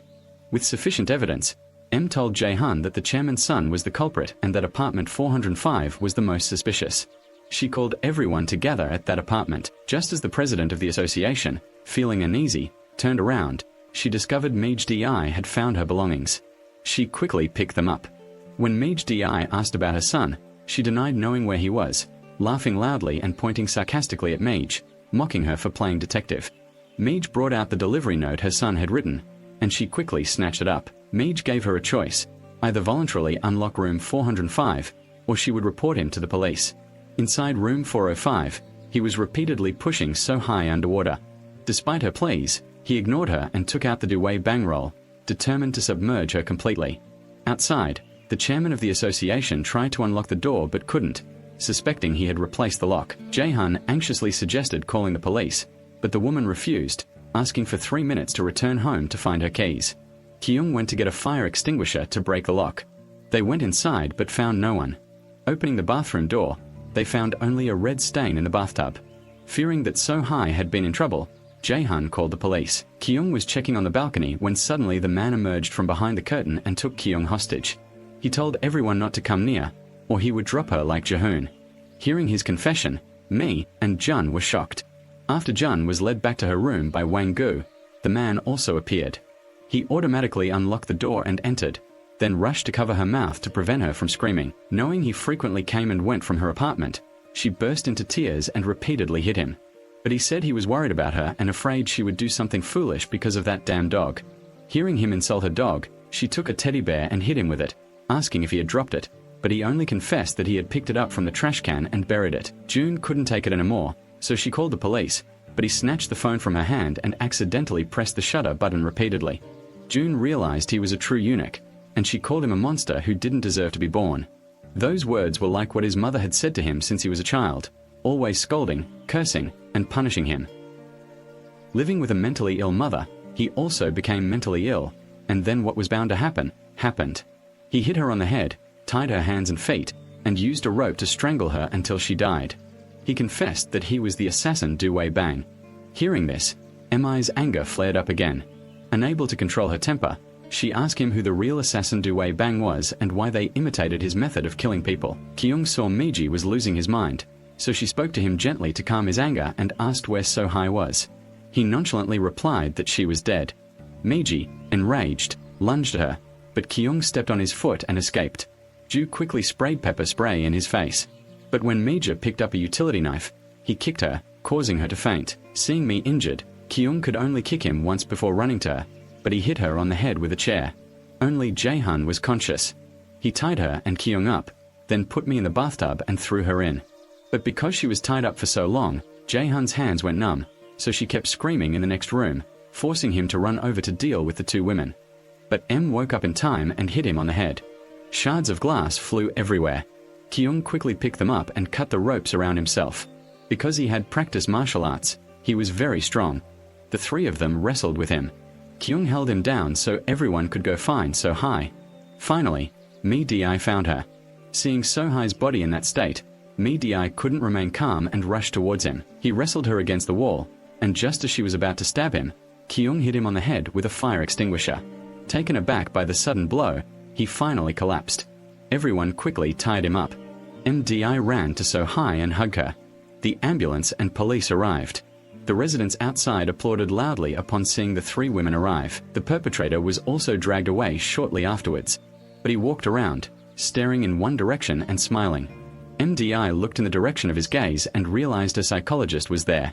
She went to ask him what was wrong and learned that he lived nearby, heard the ambulance, came to see what was happening, asked if she was all right, and told her to come to her scheduled appointment. Before the police car left, the chairman's son was still staring in that direction. And 4 weeks ago, he went to that doctor's psychology clinic to talk about how he felt his mother was strict with him since childhood. Then, when he grew up, even ordering a drink was met with contempt from the waiter, making him feel inferior, so he wanted to become someone else. When he got home, he found a package delivered to him. He opened it and found a notebook detailing his hunting trip and the trembling prey before him. The method of hunting was carried out according to the Red Ice Assassin's method. He read the entire book, found it fascinating, and decided to change into a hunter. He went to the cafe and lured the employee to the abandoned house. He tied her up with grass and then dropped it on her. Seeing her trembling and begging him only excited him more. Then he realized how much this was driving him crazy. Meij dreamt that June was escaping from the assassin with the missing scissors. Then she woke up, startling Kyung, who was next to her. Meij wanted to find the chairman's son to ask him something, but Kyung advised her to rest first. So-hai's son was also out of danger. Everyone was happy that everyone was safe. They also criticized So-hai for hiding the fact that she was a single mother and not sharing it with everyone so that they could have had a chance to help. Suddenly, today was 1 day past payday. Mi called the gym and found out her husband had quit and opened his own coffee shop. Mi rushed home to look for him but couldn't find him. She couldn't find the house deeds either. It turned out her husband had pawned the house to get the down payment for the coffee shop. Just as Mi appeared, she tried to stop him from transferring the deposit, but it was too late. Mi rushed over like a whirlwind to check her husband's phone and saw that he had already transferred 50 million dong. She quickly read the transfer document for the premises at 50 million dong. Her husband hurriedly explained that the location was good and there were many customers, but Mi was so annoyed that she smashed her phone. Hai stood aside, trying to dissuade them, saying that he had studied bartending here and his skills were recognized. He would surely succeed. Seeing how close they were, Mi asked about their relationship and learned that she was her husband's childhood friend and first love, which only angered her further. She told them to cancel the contract, but Hai wouldn't return the deposit if the contract was cancelled. She then ran outside to answer a phone call, telling the person on the other end that his wife's sudden appearance had almost ruined everything. While they haven't been discovered yet, hire someone to impersonate a customer and continue the argument. Meanwhile, the couple is still arguing. Meij is furious with her husband and threatens divorce. As she's about to leave, he shoves a file into her hand. Since she hasn't opened it, Meij thinks it's the divorce papers her husband prepared, then hangs up and leaves without looking back. The husband could only stand there in tears. Mi went back to the hospital and opened the file, but it wasn't a divorce petition, but a test result showing her husband's erectile dysfunction. He didn't want to work at the dim sum clinic anymore because the medication he was taking to maintain his figure was causing this side effect. That's why he now wants to open a coffee shop. Just as the case of the chairman's son was being brought up on TI, M approached to see who he was looking at. Besides the doctor, there was a strange, unfamiliar man. M stared intently at that man, and the person standing behind her, who was wearing identical clothes, clenched his fists upon hearing the news and left. At that moment, T. Hun was escorted to the police station. After reviewing his medical records, the police asked him if he knew the killer Du Wei Bang, but he kept insisting that he was the killer. Kyung's husband told him not to stall and mentioned his mother was waiting outside. He hadn't had a sip of water for days. Mentioning his mother made him think the police were lying. His mother wasn't worried about him at all. Then he said that the dog of the owner of apartment 902 died because his mother dropped it and threw it in the trash can. Not only that, she increased the rent with the intention of driving Jae-hun away so she could control her son. She'll do anything. Then he kept talking and laughing like a madman. Mi didn't go home but went straight to the police to find Kwang Zich to ask to see the other guy. But he told Meija to go back to the hospital and that he would let her know when the investigation was finished, and then had a colleague take her back. But Meiji really wanted to see that guy, so she said that she was the first witness in the Du Wei Bang murder case. The female student was rescued from the reservoir and bravely told Wang Kai about what happened that night. When she and her best friend explored the abandoned hospital, they broke in and filmed everything with a camera. Jae-hun was scared and kept urging me to go back so they wouldn't miss the bus, but Meej-ji hadn't finished taking pictures yet, so she told her friend to split up and take pictures of her on the first floor while Jae-hun went up to the second floor. That would be faster. Jae-hun agreed, but on the condition that me stay downstairs and sing for her to forget her fear. But as soon as they reached the second floor, the assassin's hand grabbed Jae-hun's neck, and the heartbreaking events unfolded. If she could go back in time, me wouldn't be afraid to run away. Instead, she would lunge at him, scratching and biting him. Then she added that T-hun saw a stranger and smiled at him on the day he was arrested. So M was definitely looking for T-hun today. At this time, T-hun asked to go to the restroom, and a police officer removed his handcuffs. Unbeknownst to them, he was inside using a rope to tie up grass and commit suicide. Before dying, he used the tip of a pencil to write his last words on the wall. The police rushed him to the hospital, but they couldn't save him. His mother could only stand there crying. Me felt incredibly disappointed. All the hard work she had put into finding a clue had been cut short. She returned to her hospital room. Everyone hugged her to comfort her. Suddenly, she received a phone call from a neighbor who was close to Jun's mother, who also lived in apartment 1204 in the same building as her. She walked down the hallway in shock, realizing that her current apartment was where Jun's mother had lived before, where she had died by jumping from a building. Facing this reality, it was so cruel. Meiji could only cry uncontrollably in sorrow. None of the aunts dared to disturb her. Wang Gu witnessed everything from afar. The next morning, Meija and her close neighbor went to visit Jun's mother's grave. Then the neighbor gave her Meija's sewing kit. The relatives were going to throw it away, but the neighbor picked it up and brought it back because she remembered Meiji and gave it to Meija to keep. Me opened them and found her and Jun's matching rings, as well as the scissors she had bought, which she brought back to Jun's mother. Her mother also knew that the scissors were missing from her daughter's belongings, but Me was too scared to think about again. She cried and was sent home by Jun's mother, returning home to read her diary. Meiji apologizes, hoping for forgiveness for her past misdeeds. She recounts everyday stories. Her friendly neighbor, Jun, and the security guard, Kim, are always kind to her. Suddenly, a page from her diary, about the reinvestigation at the police station, is torn out. Meija tries to read the remaining ink marks under the light. Just then, her husband returned home. Meija's face fell again when she saw him. But he bought some dried persimmons to cheer her up and complained to his wife that business was exhausting and there weren't a single customer. Hearing this, Meija just wanted to shove her husband's head down. It sounded like she'd been cheated, so she told her husband to close the shop early if he didn't want to lose money. Then she picked up the box and stood up. But he asked her if she had posted the house for sale yet. The daughter was being questioned by her mother, so there was a lot of resentment in the house.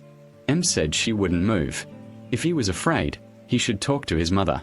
Seeing her storming off, he pulled her back, accidentally dropping the box. Suddenly, M saw a bag containing a detective agency's business card and her old address. Wondering why her mother was investigating her, she went to the agency the next day, giving the detective some money to find out who had asked him to investigate the address.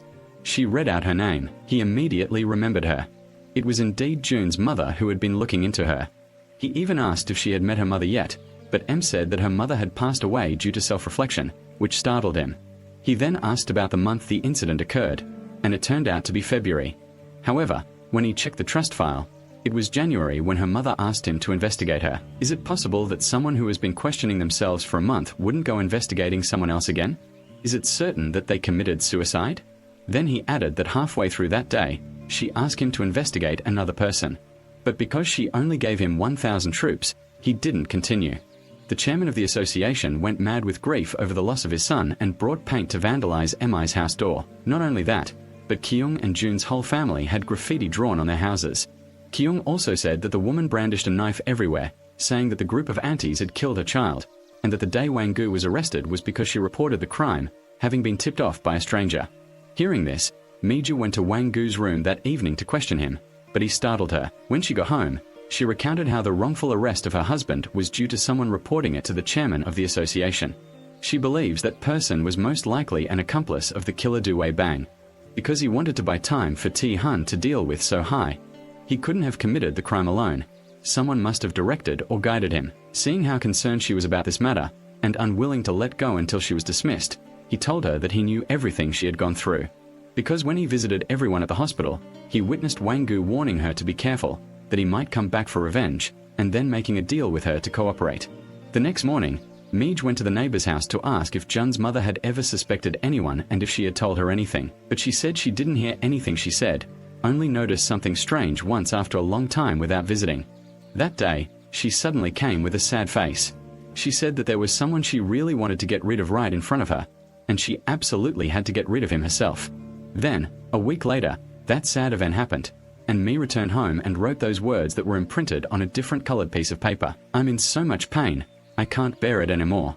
Mother wants to rest beside you and then come to you right away. These were the words Amai tried to transcribe from what she could see the next day for everyone to read. But the words were incomplete, the meaning was flawed, and people didn't understand, thinking it might be a will. But for me, the last page of the letter should have been the last page containing a message before death, while the torn page wasn't the last. This proves that the content didn't necessarily have to be written before death. Seeing Mi's constant suspicions, and knowing that Jun's mother's self-reflection was being investigated by Kyung's husband, she felt somewhat offended. Suddenly, she became agitated and said she suspected the police of negligence. Since there were no signs at the scene suggesting murder, the conclusion was self-reflection. Kyung angrily stood up and left. Before me could stop her, she told me that Meej's sixth sense was very good, but not to trust it too much, otherwise she might falsely accuse that good person, and then left coldly. Jun comforted Meej, saying it was okay, she wouldn't stay angry at anyone for more than half a day. Leaving Meej's house. At midnight, Kyung brought delicious food for her husband and former colleague, acting flattering. Her husband felt a little embarrassed. Knowing this visit wouldn't bring anything good, the husband directly asked Kyung the purpose of her visit. She then privately asked her husband about the suicide note of the person who self-examined at room 104, whether she had left a suicide note. But her husband, not being allowed to disclose the case file to outsiders, told her to go home. Kyung didn't want to at all because she had put so much effort into preparing the food, so she told her husband that thought it was a murder, not self-examination, manipulating his psychology by making him feel incredibly angry and deeply hurt his self-esteem, causing her husband to feel his own self-esteem was also damaged, forcing him to go home and reread the case file. Nothing is more terrifying than the words of a former boss. After learning that the former owner of the apartment was MS' best friend's mother, everyone helped her. Jae-hun called and said that on the 15th of the month she ordered a box of dried persimmons to give to an important person she hadn't seen in a long time, but 5 days later she passed away. Me guessed that box of persimmons she wanted to give to her. She still remembered that Me liked to eat dried persimmons. If she was really murdered, she would definitely find the culprit. Meanwhile, Wang Ji-yu called security guard Kim in the middle of the night about a clogged toilet. He wanted to borrow a drain cleaner, so security guard Kim arranged to meet him in a secluded spot in the basement of the apartment building. After giving him the cleaner, he coldly left. Wang Ji-yu remembered the phone number Me had given him the other day. He called that number to ask who Mrs. Minson was investigating, because he didn't tell Meija that day. After making all sorts of threatening phone calls about tax evasion and illegal surveillance, he finally told Wang Gu who that person was. So Hai remembered that Mrs. Minson had asked her to buy a small voice recorder for her, so she ran to tell Meiji about it. Although she didn't know what Mrs. Minson needed it for, it seemed like she really needed that voice recorder. After finishing her story, So Hai held Meiji's hand, comforted her, wished her good night, and then left. Wang Gu sat in the car, rereading all the documents about that person, his face changing color as he forced a weak smile. Mi's phone rang, but he just glanced at it and threw it aside. Mi was anxious because she couldn't reach him. She didn't know how far the investigation had progressed, and he wasn't answering. Just then, Kyung arrived at Meiji's house and showed her the full contents of the torn note. Mi was happy that Kyung wasn't angry anymore, so she picked it up, read it, and told Kyung.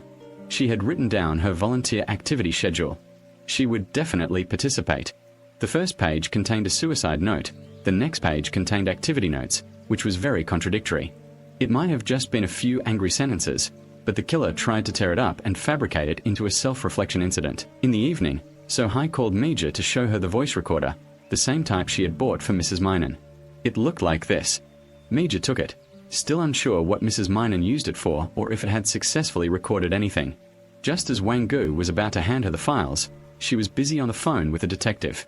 He said he had given all the information to Wang Gu and told her not to bother him anymore. Meija returned home to get her bag to look for Wang Gu, but just as she reached the door, she discovered a stack of documents.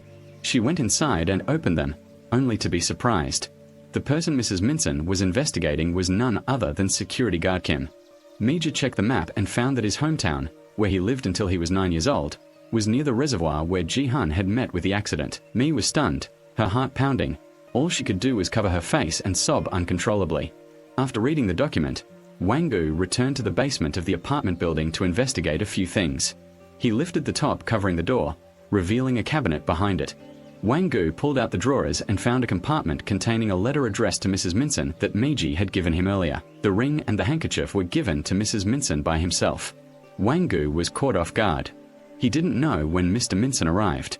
He first met him 10 years ago during a fight over school bullying. Mr. Minson had helped Wang-gu by using a jump rope to tie up a female student. His movements were incredibly skillful and agile, his technique as if he had done it many times before. That's why the students were so scared they ran away.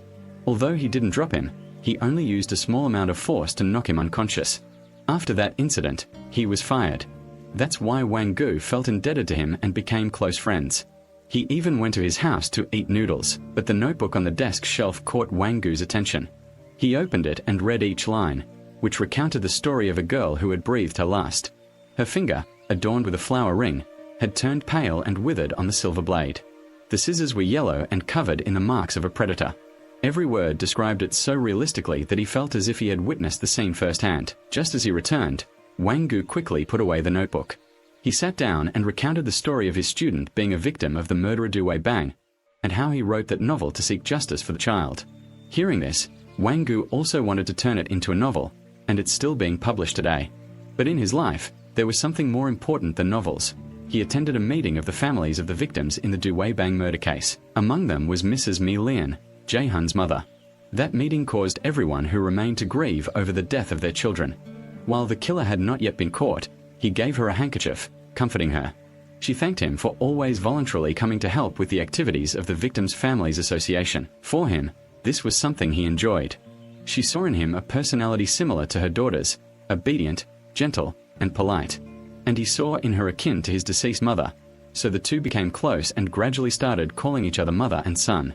One time while having coffee, she showed him the flower-shaped ring that June used to wear and the scissors Mi had bought, which was similar to the ones June had lost. Upon seeing it, Wang-gu suddenly recalled lines from his teacher's novel describing the ring and scissors.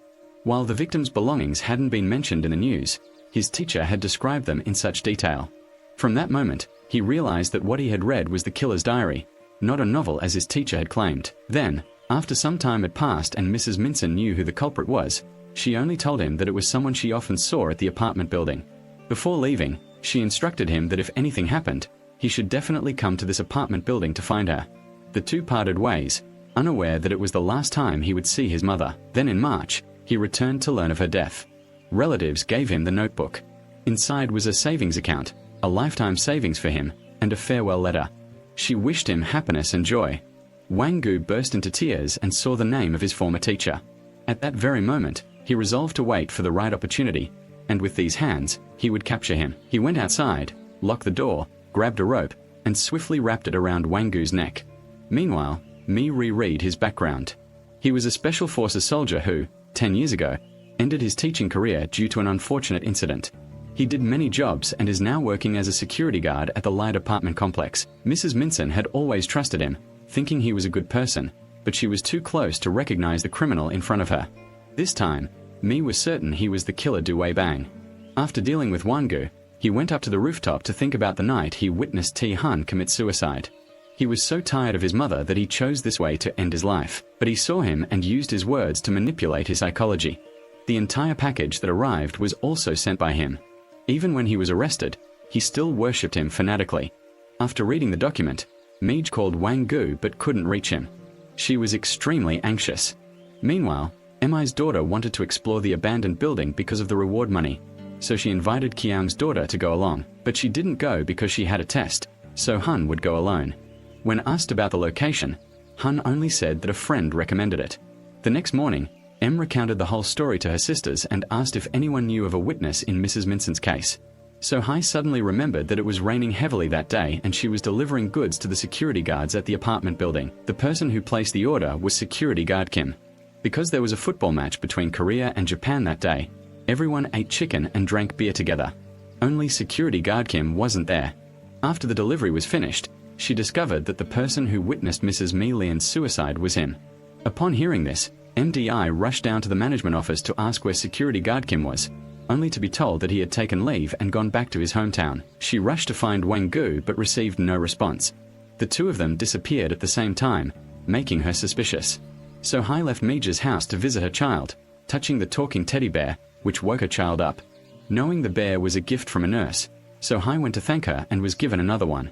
The nurse instructed her on how to insert a small chip to make it make sounds. After fumbling around for a while, So Hai suddenly ran back to Emma's house because she discovered something. She took the teddy bear from Mrs. Mi Lian's box and told me not to be disappointed if there was nothing else inside. Then she cut it open and discovered the voice recorder she had bought for Mrs. Mi Lian. At that moment, the two quickly turned it on to listen, but Hai received a phone call from the hospital informing her that someone had donated a heart for her child. So Hai burst into tears and hugged me tightly in happiness. Then she asked permission to return to the hospital first. Me stayed behind alone to listen to the rest of the recording. On the day Mrs. Mi Lian's incident happened, security guard Kim came to see her. She told him why she suspected him. Once, when he was sick, she went to cook porridge for him to help him recover. As she was preparing to leave, she left a note and discovered a pair of gold scissors in her pencil case. Fearing she might suspect a good person, she searched around and found a notebook with letters addressed to her clipped inside. But he secretly took it away. Then she investigated him, his hometown, everything pointed to him. Finally, Kim didn't deny it. He sat down on the chair and confessed everything, showing no remorse or regret, and even describing how she died. He described how she struggled before dying. A man no different from a beast. He even felt excited as if he had relieved his perversion. Mrs. Mi Lian could only stand and listen, heartbroken and screaming, wanting to rush in and kill him herself, but he covered her face with a cloth, causing her to suffocate, and then threw her from the ground floor. Finally, the scene was recreated as a self-reflection incident. After listening to the recording, M heard the sound of a delivery person's phone ringing. When she opened it, she discovered it was June's ring. Then, a call from an unknown number came to her. The person on the other end was Kim. He had kidnapped Han Jae to use him as a hostage to threaten her because he knew Han planned to explore Hoang's house, taking advantage of their acquaintance. He introduced the place to her and proactively picked her up after school. Han, terrified, called her mother for help. M, on the other end of the line, also lost her composure and threatened him. If he touched a single hair on her daughter's head, she would personally strangle him to death. He told her that if she wanted to save her daughter, she should go to the abandoned house from 20 years ago. And she was only allowed to go alone. Me drove there, crying and worried. At home, her aunts couldn't contact me and were equally anxious. Everyone thought she must have gone to find the murderer and went to look for her. While driving, Kung received a phone call from her daughter telling her that Han was exploring the abandoned house where her mother's crime had occurred. At this moment, Me also arrived. She rushed inside, where he was waiting for her. He demanded that she hand over the audio recording if she wanted to protect her family, then showed her the previously recorded video. Heartbroken to see her daughter treated like this, Me reluctantly gave him the recording device. But as soon as he opened it to watch, he threw it to the ground and crushed it. But little did she know that Miji had already prepared the original at home and asked So Hai to deliver it to the police. If she couldn't contact her, Kyung called her husband. He immediately activated the emergency status and set off quickly. Soon after, the group of women also acted simultaneously.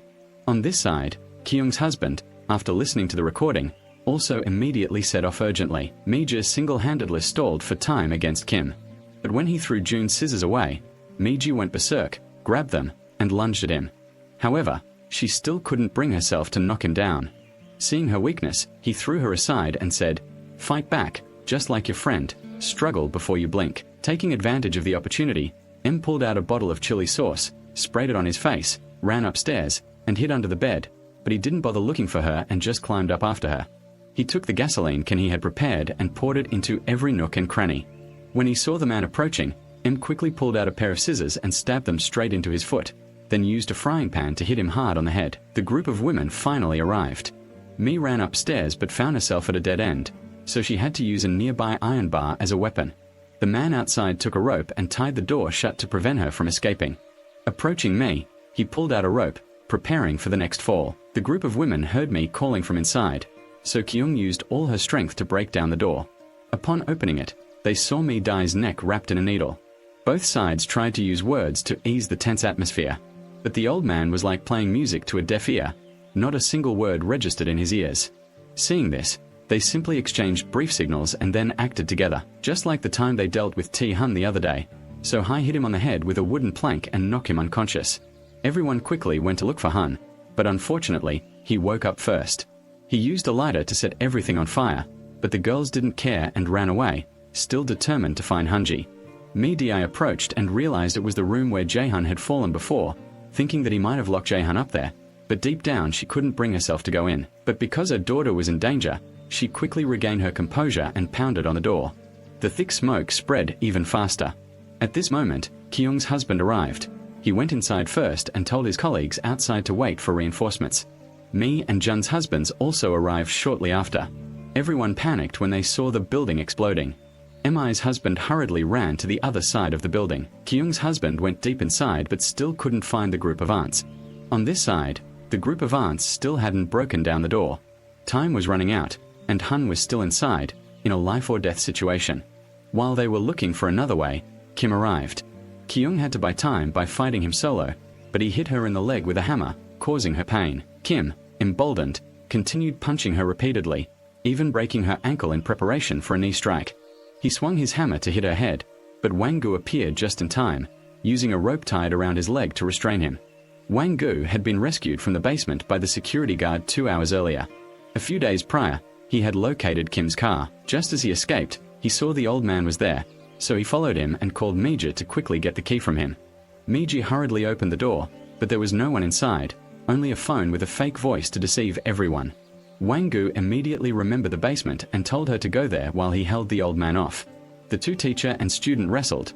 Wang-gu repeatedly punched the old man in the face, but it had no effect. Both Kyung and Wang-gu were humiliated by the old man. Just as he was about to raise his knife to send Kyung to her death, a gunshot rang out, shooting him in the face. Kyung's husband arrived just in time to save her, and the rescue team and everyone's relatives arrived shortly after. Everyone was rescued safely, except for Mi, who was still trapped in the basement searching for her child. She tried every key but none worked. The fire grew bigger, the smoke increased, and she was about to collapse, but then her husband appeared. Although he was useless, faced with his wife and child in danger, he risked his life, trying with all his might to break the lock. The two of them quickly ran in to rescue their daughter and get out of there. Outside, everyone was overjoyed to see Mi's family. Hwan was placed on a stretcher. Before being hospitalized, she asked her parents to buy her a new phone. Everything ended safely, and everyone felt happy. Finally, the killer Due Bang-do was eliminated, and the case was reported on television. Everyone went together to visit Mrs. Mi Lian's grave. This time, Mi-ji returns to finish writing the ending of a novel. The old hunter's final hunt ended in defeat. The girl became a brave warrior and achieved a perfect victory. Now, Mi-ji's husband's cafe has also changed its name to the Housewife Detective Club. The story of the housewives catching the murderer of the century has brought many customers to Mi-ji's husband's cafe. They went for coffee and asked the housewives to help them resolve their problems. Mi-ji returned to the psychology clinic. This time, not for an examination, but to thank the doctor because all the things that had been weighing on her for so long had been resolved. She had adapted to her current life, and her anxiety had not recurred. The psychologist seemed happy that his patient was able to overcome her illness on her own. When Mi-ji got home, news broke. A 50-year-old woman had fainted after being taken to the emergency room and died from taking antidepressants and psychotropic drugs. After a moment of reflection, Mi-ji looked at the bag of medicine the doctor had given her. On this side, the psychologist pulls out an album containing photos of Mi-ji, whom he has been monitoring for a long time. Then he receives news from the drug delivery person that they have found the next victim. On this side, the group of aunts gather to discuss choosing a spirit possession case.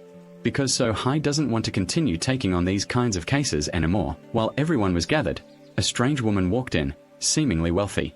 She said she wanted to join the group of aunts. It was none other than the woman with the gun in the supermarket. She had been pardoned and released from prison. The aunts were all surprised and happy to see her. Seeing her in such good spirits, everyone was curious about her because the money Jae-hun had transferred earlier had allowed her to invest and make a little profit. She thanked everyone very much. Although she no longer had a husband, she was a wealthy woman and very eager to participate in this case with everyone.